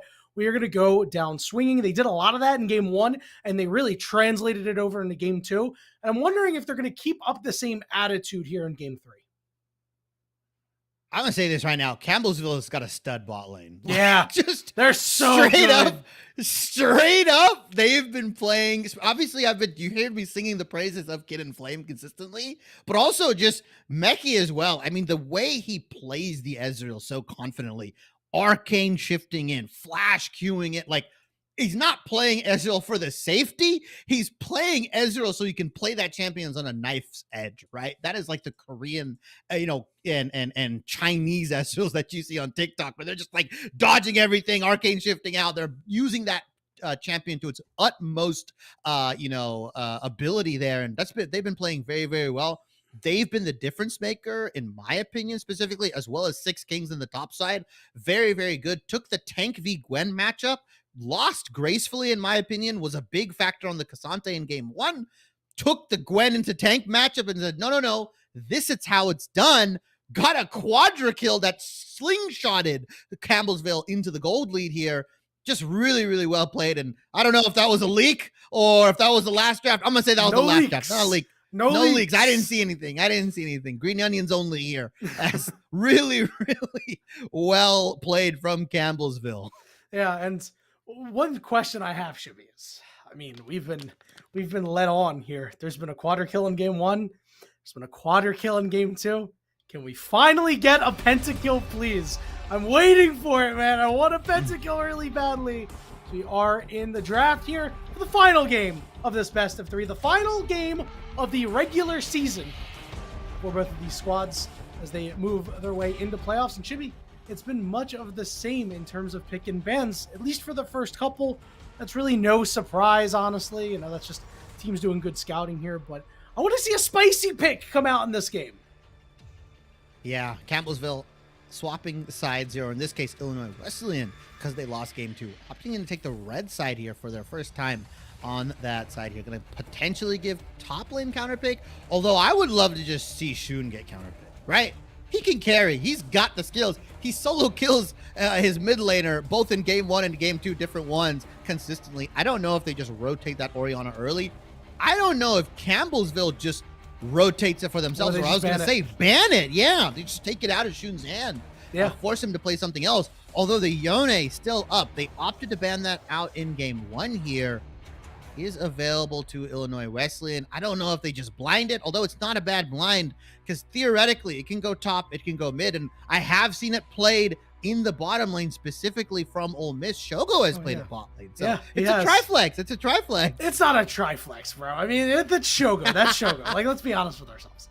That's a Shogo pick right there. But I'm excited to see what Shun can do on a different pick with the ball in his hands, not talking to Orianna, as we're going to see a lock-in here for this Maokai once again here going to Campbellsville. And guess what? It worked in Game 2. Why not in Game 3, right? You were trying to win this series. You were trying to finish 7-1. That's an impressive record with some of these teams in this league right now. So we'll see what is done there. And Fable is going to get a more aggressive pick here compared to the first 2 games. He's going to get the grapes. Yeah, full clear Titan himself. I mean, obviously super aggressive. I do like that they locked that Maokai early, because thematically, it's gone against everything Illinois Wesleyan has wanted to do, right? They've consistently been drafting hard engage, in your face, press R compositions. What does Maokai do? He presses R and you're not allowed to play the game anymore. Although Illinois Wesleyan, they see that Maokai lock in, they're going to opt in for a scaling pick of their own. They're going to take the Aphelios here for themselves. I would be surprised. I would like to see an Aphelios Milio lane here coming out from Illinois Wesleyan. Very, very good support pairing. Super good in the Maokai. Can 5-man cleanse or 4-man cleanse the root. Milio is a pretty uber pick here for Illinois Wesleyan, in my opinion. It is pretty good, but Guess what, Shibby? While you were talking about what they're going to pair with the Philios, salty run back. It's not so salty because they won, right? But Campbellsville's just ready to run back this composition and say, you know what? Yeah, you know, it worked in game 2. It's good enough to work in game 3, right? We are going to see Kled get picked up this time around, which was banned in game 1. I believe it may have been banned in game 2. Can't quite remember. My memory is got a lot of holes in it, to be quite honest with you. I'm getting old, Shibby. I'm getting old. So I like what Illinois Wesleyan has put in here for game 3. It's such a left turn from what they were doing in games 1 and 2. Yeah, Animosity's getting his Kled. It was banned out in game 2, like you mentioned. And I don't know if Campbellsville has an answer to Kled, as the Silas is going to be taken away from Shun here. I like to see the Silas, but it's not that good into AD mid laner, specifically the Jace, the Yone, stuff like that. You pick it because they have a utility jungle. You take the Maokai ultimate and you say, you know what? I'm Silas. I get a free Maokai ultimate and I get way better AP ratios. I get way more damage off of it. As the Gwen is taken away here, along with Six Kings Zach top here. Although I don't know if they needed to ban that out, because I feel like fundamentally Kled counters it because of the inbuilt or the built-in grievous wounds that he has. I feel like that's actually a really bad Zach matchup. Shibby, I watched this guy play against grievous wounds, have 200 HP, pick up 3 blobs, and had 800 HP.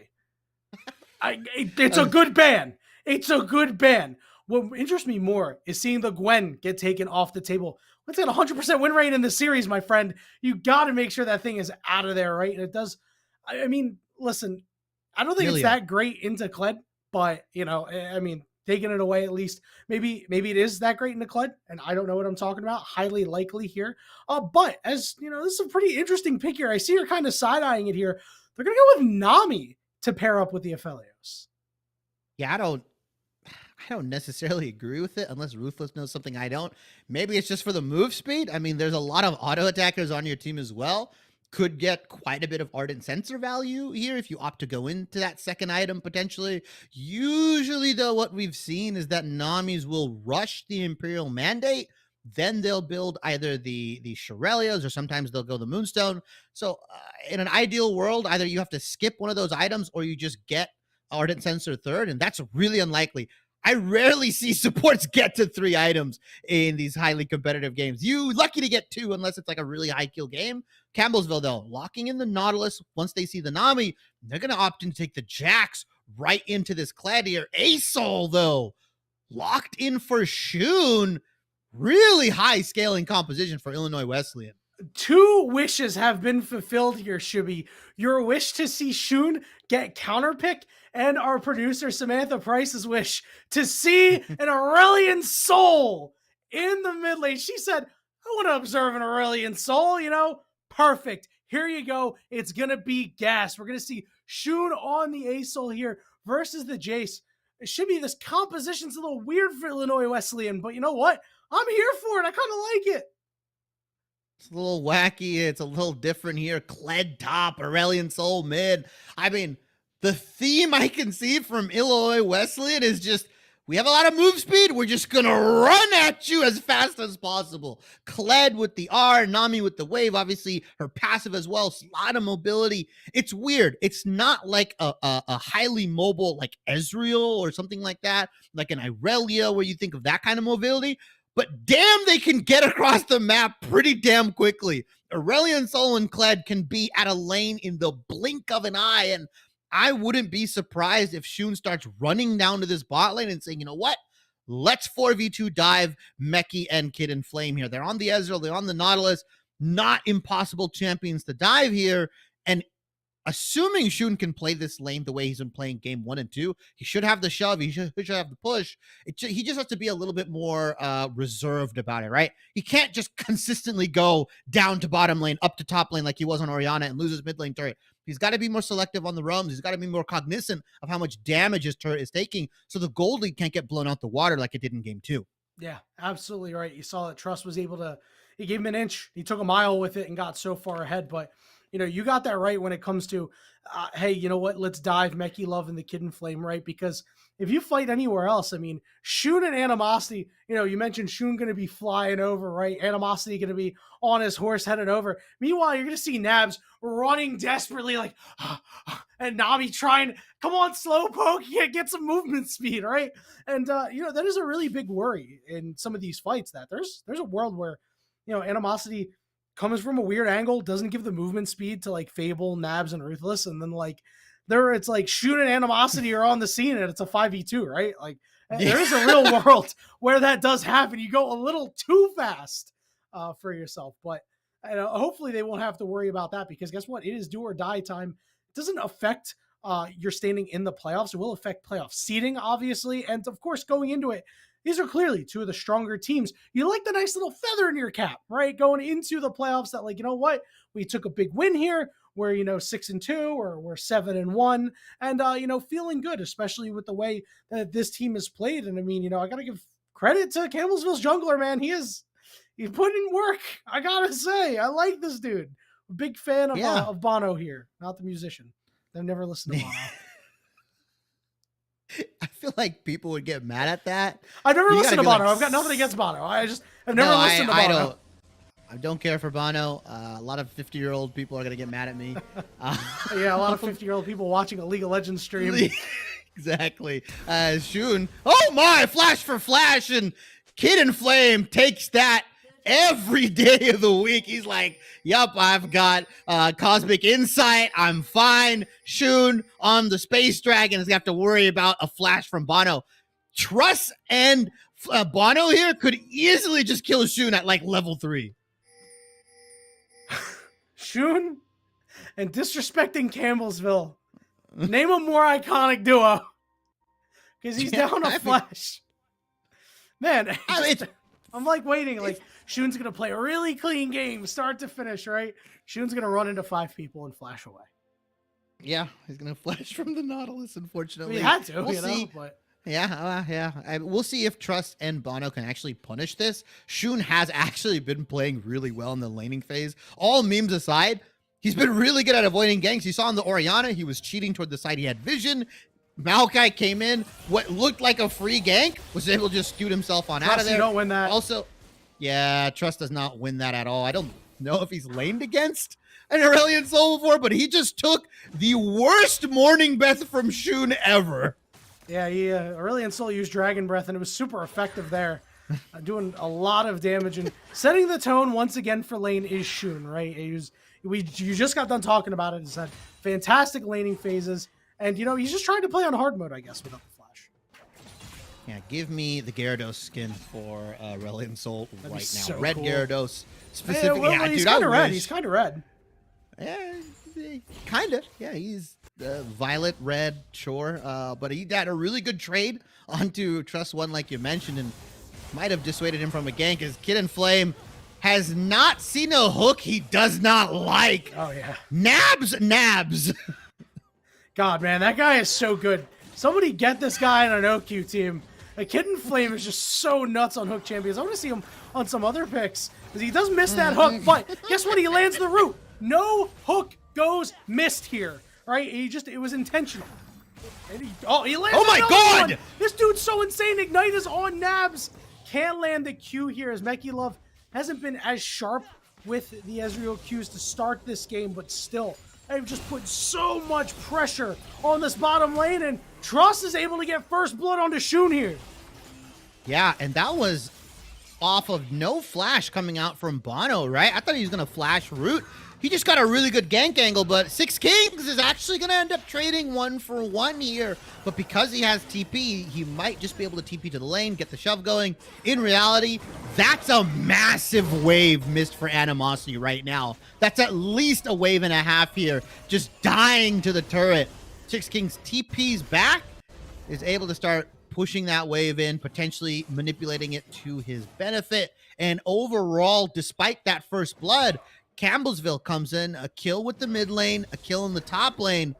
Really, really well played so far. Yeah, so far so good for the side of Campbellsville. And, you know, while it is a small CS lead for Meki Love, I mean, the mental damage that they've done to this bottom lane cannot be understated. They're winning pretty much everywhere right now. I'm really impressed with what they're doing. As Shun dies again, Trust able to get a kill in the 2v1. He can't quite juke in between the minions to prevent Graves from getting that auto attack off, but still really, really solid stuff out of Trust. Trust 2-1 right now. Flashless still. Shun, he's got a quarter of the way there before he's got any sort of safety. Bono should just flash W this guy, in my opinion, right?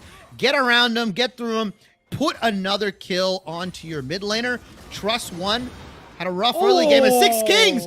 Oh my God, like a tiger mom hits him with the bamboo.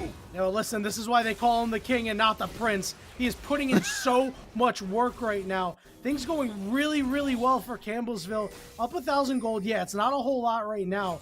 You can see Bono taking your advice, showing up to the mid lane here, but Shun is going to be getting some wards down, clearing out this pink here, no roam. Kid and Flame landing another good hook there, this time on the wall. Mekilov shifting away, so trying to relieve some of this pressure down here is Fable, who, I mean, aside from that kill that he picked up, has been a little quiet this early. Yeah, Kid and Flame just playing Spider-Man 2 right now. Jumping from wall to wall, hooking as he goes. Is Shun once again low on HP. My God, the shot blast connects. Dude, He's they dead. are they're just taking him out, man. They got the ice types on their team with the ice water in their veins. Kid and Flame gets the kill on Fable thanks to Trust getting some good damage from downtown. It's more kills going over to Campbellsville. Yeah, that flash at level 1, that's going to cost you 3 deaths, unfortunately, here. As they have not let up the pressure. And 6 kings as well, just absolutely winning the 1v1. He's got a Sheen and a Kindle Gem. The amount of CDR and damage he's got. Yeah, he's Kid and Flame? He's just dead. Yeah? Yeah, I mean, the exhaust was used, and it's just not going to help you out, as now Mekilov has joined the party with kills. Shibby, this is starting to get disastrous from IWU. They're letting this game slip away no more than 6 minutes into the game. Yeah, like I said, I'm not the biggest fan of this Nami Aphelios, right? Like, I don't know what it does. You have to land the counter bubble when the engage happens, but since it's on Mekilov, right, or Mekilov, sorry, he can E out of the bubble and just get the full damage rotation on the nabs. If you're playing something like I said, the Milio, as maybe another mid lane fight comes in, Shun's got to walk his way out of there. Yeah, he's not walking. Oh, no, he's flashing away from that. Although Fable is here, and they will be able to turn it around. And guess what? If you had Flash earlier, that might be able to work out a little bit better, but still able to get the kills. Shun still holding a CS lead. Kid and Flame is here, though. Can he take out Shun? Misses the hook. A nice sidestep, but Shun's got no mana, Shibby. I think Shun's going to die. It's just a matter of who's going to be able to pick him up. The auto attack will be enough. Shun unable to get away. Kid and Flame, give him all the kudos, all the plaudits, my friend. He's performing so well. Yeah, he's been the difference maker at every single matches. Maokai's going to fancy himself and invade, and I don't know about this one. Tanky. This is Fable. He's tanky, but that's a Graves on the enemy side. Yeah, rarely do you see the Graves getting invaded. It's because that reason alone. Maokai let in his full rotation, and Graves is like, yeah, I'm fine here. I have grit, I've got autos, I've got my Q. We're fine here. You're going to have to leave my jungle now, sir. As Kid and Flame, his trip to the mid lane netted him a kill, and he's back in the bot lane, ready to cause more havoc. Yeah, now Mekilov is a little low, a little below half HP, but opportunity here for the Kid and Flame as he likes getting these inner angles here. Hook in range if he wants it. And he sees taunting a little bit, and Shun took a turret shot there. Trust gets kill number 4. Shun is 0-5-3. Trust 1 just flipping the matchup, right? He's just like destroying it. No Orianna for Shun. All right, I'm fine. I don't get zoned by the ball. I don't eat these QWs. I'm an AD mid laner. I'm stronger early. By the way, I've got Caulfield Hammer and Serrated Dirk. You can never trade with me, Shun. I mean, just I'm going to say it now, Yanni, just hinting mid lane. Yeah, we need to change Trust's name. He's no longer Trust. He's Hiccup Horrendous Haddock III because he is taming his dragon this game. 0-5-3. He's putting the work on him, Shibby. Elite call, by the way, is now. Mekilov forced to use his flash. He's healing. They're not going to be able to stop Nabs because he's got red-white guns, but guess what? Kid in Flame gets a kill. Kid in Flame, give him the double kill in the bot lane, baby. He's the carry now. Although, he's spending a little bit of time opposing here, but Shun and Fable are here. Trust, though, dealing some damage to Shun. Kid in Flame doesn't have many places to go, but Trust says, oh my God. Listen, we're taming the dragon here. He's good. Can he take him down? Just auto him, please. He will be able to get him, and now, can he turn it around with Fable? Fable flashing forward. Trust, can he kill him? But it's going to be your friendly neighborhood Maokai helping out there. Big plays. However, topside, Animosity. You know, we were talking about Trust this whole time. Animosity's flipped the scoreline in this matchup up top. Yeah, he was down 2 kills at one point. 6 Kings, though, getting a little too aggressive here. Ignite still on Animosity, and that Kled does a lot of damage. He's going to back. He's going to be able to potentially pick up at least components toward his Mythic. And we see this Jax. He picked up nothing. He died. He's just been sitting on a bunch of components here, unable to finish what I can only assume is going to be the Triforce or potentially the Divine Sunderer here. Hasn't been able to do much. And yeah, you look at Animosity. He's in a gold lead in the top lane, although mid lane going horrendous. A lot of Campbellsville gold lead is on Trust here, and it's really scary when you're playing this poke composition, this knife's edge composition, because if you're unable to close it out, Aphelios, Aurelia, and Sola is two of the best late game champions you can have. Yep, and you can start to see that. Nabs is having a much better time than he was previously. Flash from Kid and Flame could not land the hook, but again, you see the damage that Trust is doing right from over the wall. It's a fine line here, but IWU, they can certainly turn this game, Shibby. I mean, you know, it's just the damage from Aphelios, right? You talked about it. You can see it starting to come through. Oh, 6 Kings getting the better of this trade, but we've seen this happen before. Animosity, though, takes a lot of damage almost off of Scarless. 3 men on the bottom side. I don't know if they're going to be able to get the kill. Yeah, the Nami tidal wave is going to knock up Kid and Flame. It's a little strong. Meanwhile, topside, 6 Kings goes Goldie, waiting for Trust to get there, and they're going to be able to clean up Animosity, and they're going to be able to clean up Shun too. 6 Kings gets away with it, and Hiccup with a double kill. you just called him Hiccup now. His name isn't Trust 1, is now. They're going to try to force a dive here. Feeling desperate. Yep, Fable going to land a good ultimate there. Deal a lot of damage. Nabs will die for it, but they do manage to pick up 2. Colin Worth and all chat. Yeah, they had to do that. Really nice collateral damage here, but Bono is able to pick up that Rift Herald for himself. Really nice priority on that. Has pretty much had complete Rift Herald control in Game 2 and Game 3 now. Very well played. Bono just doing his part, but right now, this is the Trust 1 show, and he is putting on a performance. Yeah, listen, trust him to carry the game. 7, 2, and 2. He's on his, not his full 2-item spike. Obviously, he's got to stack this tier it's close. A little bit more, but I mean, this has just been such a grand departure from what happened in the early game of Game 2. So you can see a nice hook landed by Kid and Flame, but there's no follow-up to be had here. He's certainly feeling himself a little bit. He's just being a menace. He's actually just, there's no reason to throw that hook. Like you said, no follow-up, nothing. He's just like, hey, I'm going to CC you. I'm going to put some damage on you. I'm here. I'm in your closet. I'm under your bed. I'm at work. You cannot escape me. Where is he at work? Is he just like peering over the cubicle? Like, hey, I'm still here, buddy. He's under the desk. He's under the desk. You see Trust just diving the turret here. Oh, that's a dive? Oh, he's going to get stunned, but he's stunned outside of turret range. Oh, Shun. Oh, Shun. Shun tried for it, but Fable from downtown able to get the kill. Listen, that's positive gold for Illinois Wesleyan here. What's not positive gold is what happened in that top lane. Good gank there from Bono. 2-1-3, having a really solid game for himself. You know, a little under the radar. Has a Rift Herald in the back pocket on top of him.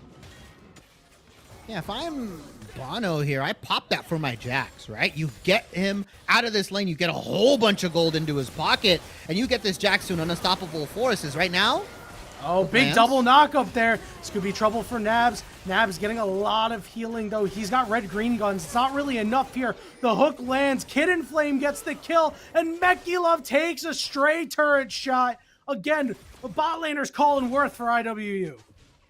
Yeah, I mean, 1 and 3. The hooks have been landing, but you gotta look. Where are the kills sequestered on? It's on the support. That gold is not really doing too much for the Nautilus here, and so Nabs, Truss is gonna die here. Animosity's here. He's just getting burned away, and I didn't actually know that Kled's ultimate doesn't speed up Aurelion Sol when he's channeling his Dragon Breath. I believe he's locked into a movement speed, or he has to use that the ability that transfers him across essentially the map wherever he points. Yeah, it doesn't speed him up, unfortunately. I believe he's locked into that move speed, but really well played. Really good roam from Animosity. He roams mid lane, is able to get back into the top side, although Six Kings, no mana. He's just going to take it. He's getting ignited, too. He's in a lot of trouble. Yeah, he's going to dismount Kled, but Shun comes up top, and Shun picks up kill number 2. Aurelion Sol has hit his 1-item power spike. Shibby's got Rylai's, and nobody can escape him now. Yeah, it's going to be really annoying once he drops that star. The suction gravity force, the black hole, whatever you want to call it, has now Trust won. Oh, nice shock blast. Damage. Nabs is in a little bit of trouble. Flash drops the hammer on him. And now Fable going to chase down Meki Love, able to get the kill. Ruthless is the target for Truss, who's got a double kill in his pocket. Shun has his ultimate available. He's going to flash forward. He's going to drop it on his head and take out Truss. It's kill number 3 for Shun as the Dragon Breath goes down. Kid and Flame flashing over the wall, igniting a shutdown there. Oh, and no! Shun trying to get away, but the ultimates are on top of him. Kid and Flame, he knows that he's going to hit the next hook, and they will be able to take out Shun. It's a shutdown going over to the Maokai. The big burly Bash brothers of Maokai and Nautilus each cash in 500 gold. It was a shutdown on the ASOL. It was a shutdown onto, I believe, Nabs. They get those kills, and yeah, really well played from Campbellsville, keeping up the aggression, but 23-16, we've got nearly 40 kills in 15 minutes, and the gold lead's only 1,000 in favor of Campbellsville. Another fight! Yep, and Meki Love is here to try to follow up and take out Nabs, but he shifts forward. Red He gets white! exhausted, he's down to half HP, and he's gonna die. The bot lane gets cleaned up by Fable. Uh-oh, Six Kings, though, is going to be able to push this topside turret here. ASOL is going to have to answer, but the Dragon going over to Illinois Wesleyan. Trust one. Lands a nice shockwave, gets the mid lane turret. Trust has no Kled flash. comes in. Yeah, he's in so much trouble. He does burn the flash out of Ruthless at the very least, but it's a shutdown going over to Animosity. And Shibby, these solo laners, plus your jungler here, are getting really strong for Illinois Wesleyan. I mean, we haven't really talked about Fable that much this game, but he's been cleaning up almost every kill here. I mean, this is a 4-threat composition where every threat has kill money in their pockets. Oh yeah, Fable's going the Chad build as well. He's went full lethality, no Gore Drinker, no Black Cleaver. He's got Yomus and a Collector. He wants to get the kills. He wants to get these executes. And like you said, just front-loaded on the damage side here. You don't need a tank if the enemy team dies first. Yo, how did he hit that over to the corner of the wall? Bro, this guy's nuts. Did you see that? Nautilus is just a weird champion. He lollipops around. But it's still. so much stuff. Yeah, no, I agree. You got to have the knowledge to do that. And Kid and Flame, we've been singing his praises, has been monster on these engaged champions. But he's got 7 kills to his name. 7 kills on a support is not what you want. It's virtually even for these guys. Yeah, he's going into the business for himself here, Shibby. As he's just taking all of the kills away from Meki Love. Oh. And oh my god, Truss has like no HP left. Look how fast Fable is going. He's jetting around. And now the next target's the Maokai. Double root does land, which means not only Maokai, but Truss will be able to find a way out. But you're starting to see that Illinois Wesleyan, they're a lot stronger than they appear. Yeah, and interestingly enough, Truss is actually going to opt in for the Cyrilda's, looks like, 3rd item. I was hoping for Spear of Shojin because you can get really wacky, where you can get 2 shock blasts through 1 gate, and that's where this champion gets absolutely absurd around team fights. He's most likely going to opt in for Spear of Shojin 4th here, so these team fights, these poke compositions that Campbellsville has been running is not going to be absurd just yet. Give it another 5-6 minutes. Trust one is going to start throwing these shock blasts one after the other down Illinois Wesleyan's throats. Yep. The damage is going to come in hot and heavy real soon. Bono in the area, but it's going to be a Rift Herald going over to Illinois Wesleyan here. Meki Love, not a whole lot of mana. He's been really quiet this game after what was a pretty good start. We're going to see an engage from Bono here onto Fable. Trust is here, but he misses the shock blast, and now going to force the flash away here. Oh, a lot of damage coming Oh my down. Drops God. the hammer, but the Aphelios, Oh! 200 years of pain as he's able to drop everything down. And Illinois Wesleyan in full control. That was a massive Infernum Moonlight Vigil. Rips through Campbellsville, and it doesn't matter if Shun Ints, he's 0-5, 4-9 now. You've got an Aphelios, you've got a 9-3 Gaves. It was all for the cause. Shun is just playing for the team right now. Yeah, and, you know, kind of even KDA of 1 right now. Shibby, do you think it's more likely that Shun gets 10 kills before he gets 10 deaths? I mean, he is super strong right now. Take a look at all the CS he's got, too. I don't know, man. Like, this might be 10 kill, 10-9, and, you know, 8 Shun.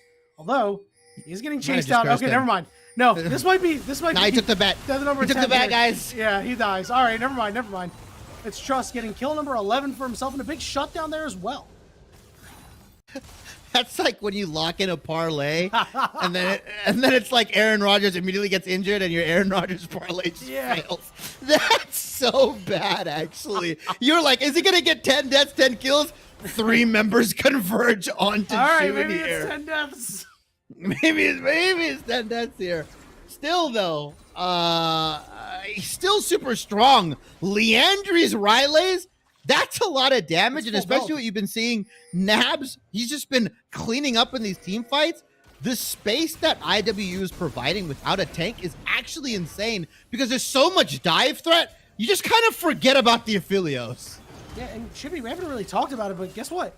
Campbellsville, they're down 1,500 gold right now. Oh, yeah. They do have their power spikes with their tier items on Ezreal and on goodbye, Jace, but Trust has to flash over the wall into the Baron pit. Aggroed the Baron on top of it, and Fable with the fade away. They take out the Jace. Whew, that was, you couldn't even see those kills. You cannot see those. That was like a screen and a half away. Hidden Flame, though. Oh, my God. Yeah, they're just going to go in. They have to try, and they shut down the Graves. Who is next? Look at the backside. They can't get to Aurelion Sol. He's just blasting them away. And now Aurelion Sol will take the fight. He goes in! But here comes Nabs. Nabs is ready to go. He's marked up a lot of people. He's full HP. Mekilov getting low. Flash over the wall. Mekilov is burning away. Mekilov taken down by Shun. As Shun looks for more. Double kill. Triple kill for Shun. The gods descend in Asol. Oh my lord, Shun gets a nice triple kill, trying to even up his KDA. That's rough. You cannot escape the dragon from heaven himself. His Trust 1 big shock blast could do some damage. He's got to try to at least get a couple of kills here. Perfect flash from Ruthless, however. He's pulled the aggro here. Nabs is going to take a lot of it. And now Trust versus Nabs. He's got red and white guns. Red and He's white. going to jump on him, but the exhaust is too much for Trust to overcome. For a moment there, I thought Trust 1 could be the hero. I thought he could land a massive shock blast, but unfortunately, it's just Jace versus everybody, and everybody tends to win that, as now Rift-Tail gets dropped with the Baron buff taken. Dragon as well, Mountain Dragon here. Second one of the game, third Dragon overall, but second Mountain here. Gonna be taken for IWU here, and they have just flipped the script on this game. They were down like 4,000 gold at one point here.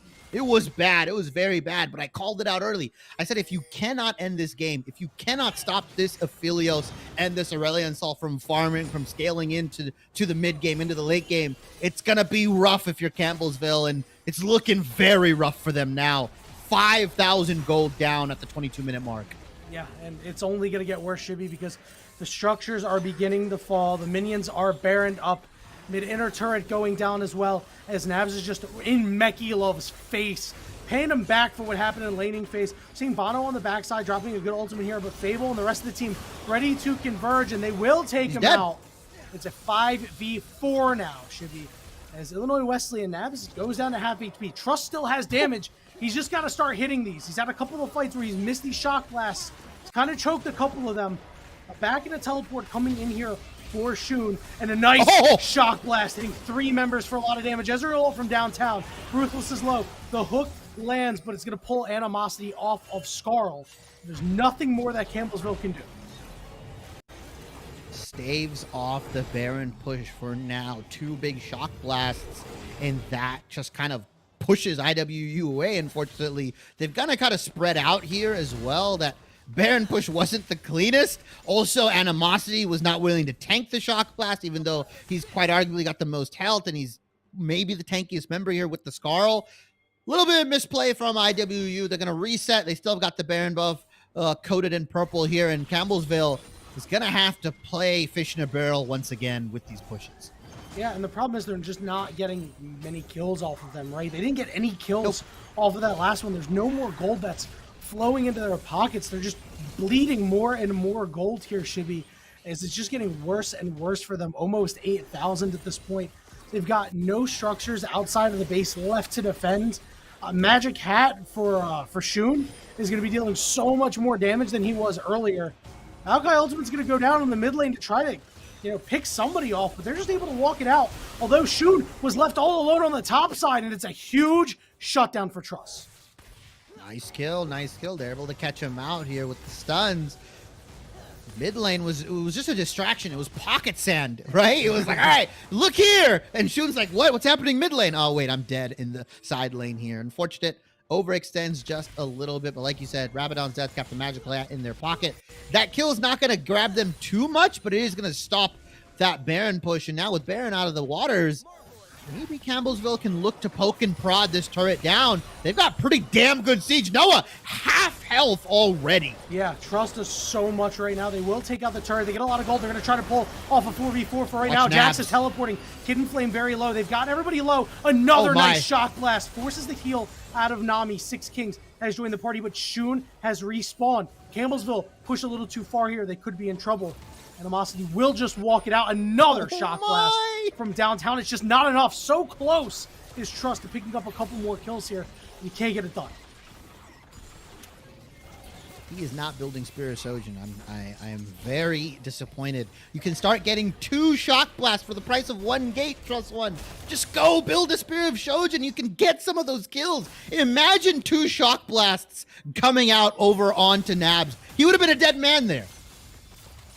He would have. There would have been a couple dead men there. Ruthless would have been taken out as well.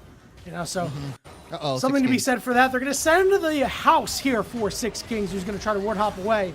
These members are just too strong. I mean, I know Six Kings is strong. He does force a flash out of Ruthless there, but the numbers game was just too much in Campbellsville.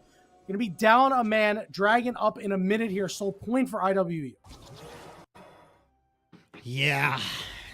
Going to be good for them here to pick up what is going to be actually a Hextech Dragon here. Hextech Soul on the menu here. Going to be really good for IWU. Nabs? Oh my god! Nabs is just deleted! Oh, huge pick there. Huge pick. Campbellsville now get to push a little bit further. Guess what? There's still objective bounties on these turrets. And Kled has to go all the way back to 4v4. Six Kings doesn't have teleport, but Shun ready to drop the ultimate. And he does so much damage. Truss is slow. He can't get away. Forcing flashes his Fable as he leads the charge. The Kid in Flame dies. Bono dies for the sins of the rest of the team as Shun is on the hunt looking for more. Just outside of the vision line here. As Baron is up in 35 seconds, a third Dragon up in 10 seconds. They're all IWU for the taking. They won that fight without Nabs. Granted, Six Kings was dead too, but a massive ultimate coming out from the Aurelian Soul here. Knocks everybody up. Like we said, he's full build. Fortunately, the 2-shot barrage does not get it from the Ezreal here. Gets some damage, but really well played from IWU. Shun is just so massive right now, and shout outs to Fable on this Graves. Has the Black Cleaver, but has not strayed away from the full damage. He is just one-tapping some of these guys. Yeah, he is just doing so much damage. There's nothing that can be done. Kid in Flame is here and has realized they've taken the Baron. Kid in Flame just walks all the way up and is immediately deleted. And now Shun burning away Bono, who dies all the same to Fable. And Truss is the next target. Gets knocked up. Truss is dead. Nabs is going to root him up, take him out. No soul needed for IWU because they're going to end this game before soul spawns. Animosity is on a rampage there. And Campbellsville falls apart in the 11th hour. They're actually going to opt into going... They have no waves. Whoa, whoa, whoa, whoa, whoa. They have no waves. Bad wave management coming out from IWU. They get a bunch of kills. They get the Baron. They also get the Dragon before that. And unfortunately, they can't end the game off of it. Their waves were just not pushed in. Yeah, so maybe a glimmer of hope here for Campbellsville, but Shibby, it's still looking very, very bleak with this Baron up. You saw what Illinois Wesleyan did with their last Baron. I'd imagine they're looking for more on this one. Yeah, I mean, these shock blasts from Trust One were just eating away the health from IWU. And it's hard to siege, right, when you've got all this poke coming out. Trust One, like you said, he does damage. It's not like he doesn't hurt. Animosity might be cut out. Oh, they're going to look to blow him up, but the target should really be Fable, who's doing so much damage. Nami Wave coming over, but Shun, oh, he couldn't get all the way over the wall, but he still kills 6 Kings anyway.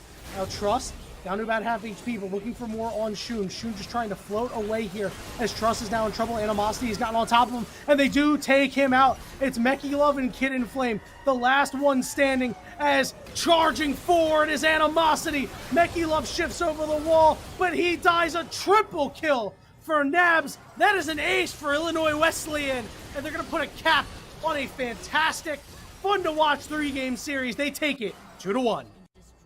30 minutes in and IWU takes it here. You cannot stop Shun Yani. You can only hope to contain this mid laner, and unfortunately Campbellsville falls to IWU 2-1. They close out week 8 with a 6-2 record, tying it up between them. And I believe because they beat Campbellsville here, they end up taking the tiebreaker, so that might put them in second, right behind Fisher College. Yeah, wow, what a fantastic series here, Shibby. This was really, really fun, really back and forth. I mean, Campbellsville, listen, that game 1 mid-game was great. It's so crazy, right? Because they played a really good mid-game in game 1, a really good full game start to finish in game 2, and they just ran out of gas in game 3. They couldn't get over the hump. They went on for a long trip and did not have the gas left in the tank. And really sad that Shun, 1 kill away from the triple-double. He only finished with 9 kills.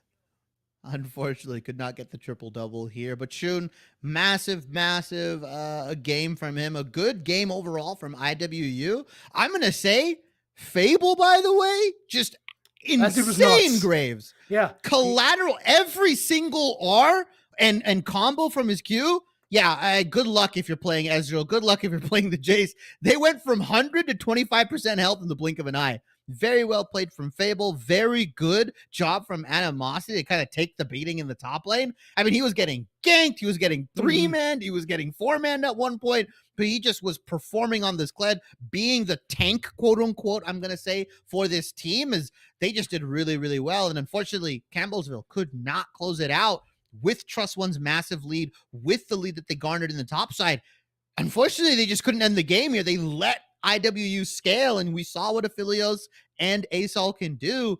Nabs and Flame were the Fable, were the two individuals that really just stepped it up in game 3. Yeah, Fable was, had a really fantastic game 1 and game 3. Like, he was just so great. And, we didn't give him enough love in game 1. And I don't think we gave him enough love in this game, right? There were so many other things going on that he just kind of went under the radar until he joined a fight with like 8 kills. And it's like, hey, this guy does a ton of damage. So Fable doing well to bridge the gap to allow Shun and Nabs to get their items, to get back into the game, to take over. It was just too much for Campbellsville to overcome. And Illinois Wesleyan victory soup tonight over Campbellsville.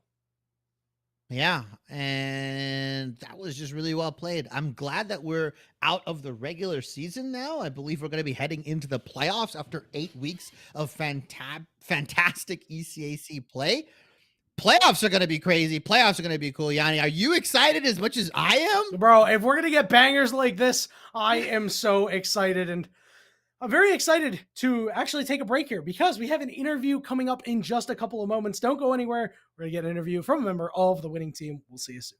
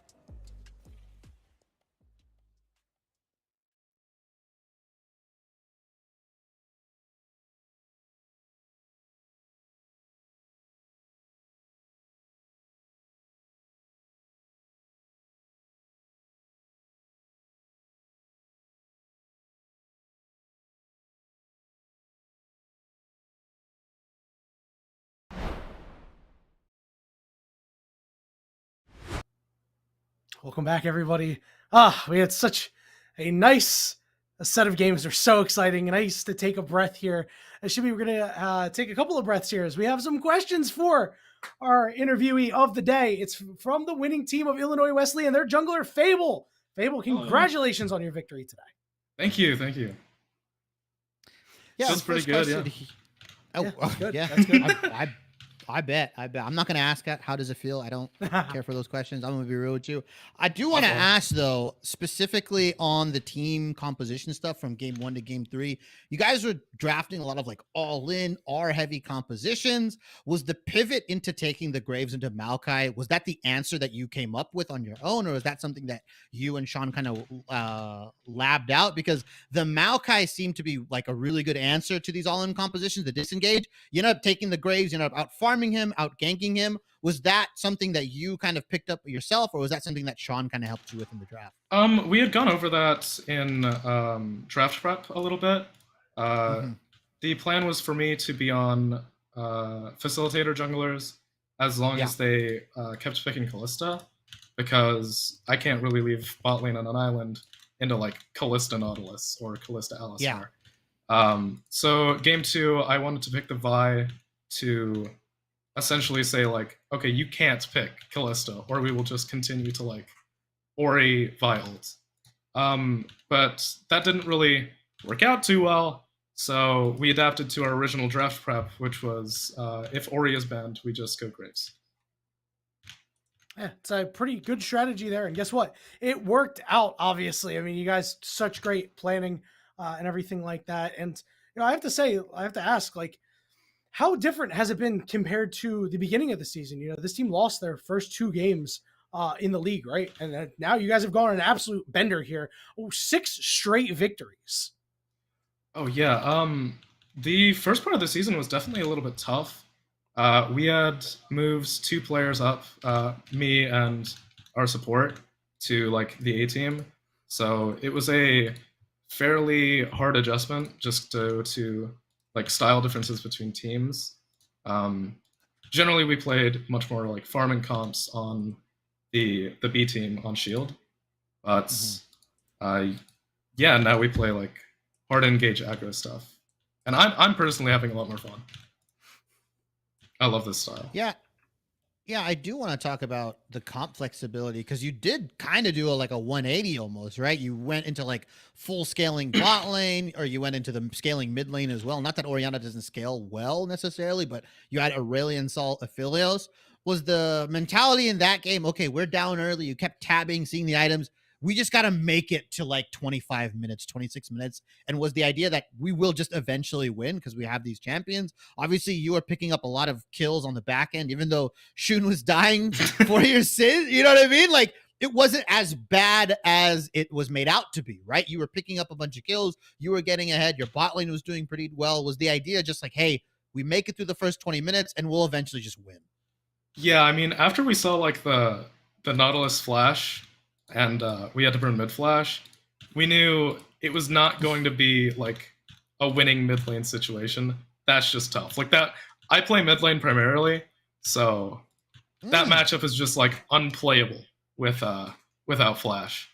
But yeah, Shun did the most. He just kept feeding me shutdowns.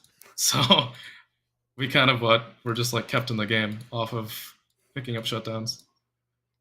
It was a setup all along, you know, just to get the Graves big to carry you into the late game. Really, really good stuff. I'm glad you got to shine through the first game and the third game. I mean, because we didn't really talk about your Jarvan, but your Jarvan was really, really excellent that game. So want to give you props for that as well.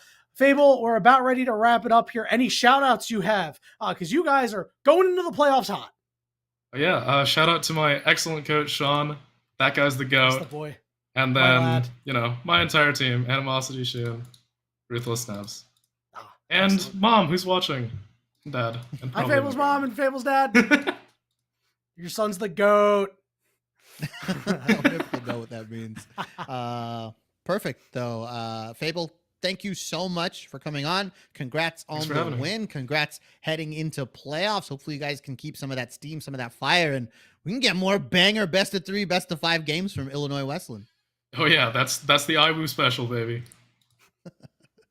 The IOU special indeed, Fable. Thank you for your time, and thanks everybody for your time. We're going to ask for a little bit of more time of yours this weekend. We got some stuff going on this weekend, Shibby. So on Saturday and Sunday, we've got the CECC Midwest Regional Qualifier. Saturday is Overwatch 2 at 4 p.m. Central Time. That's 5 p.m. Eastern. I'm not doing it for everybody else. Sunday, you got Super Smash Brothers Ultimate, 5:30 p.m. That is going to be Central Time as well. And then also on Sunday, we have the Fighters Cup presented by the United States Marine Corps. That starts at 1 p.m. Eastern.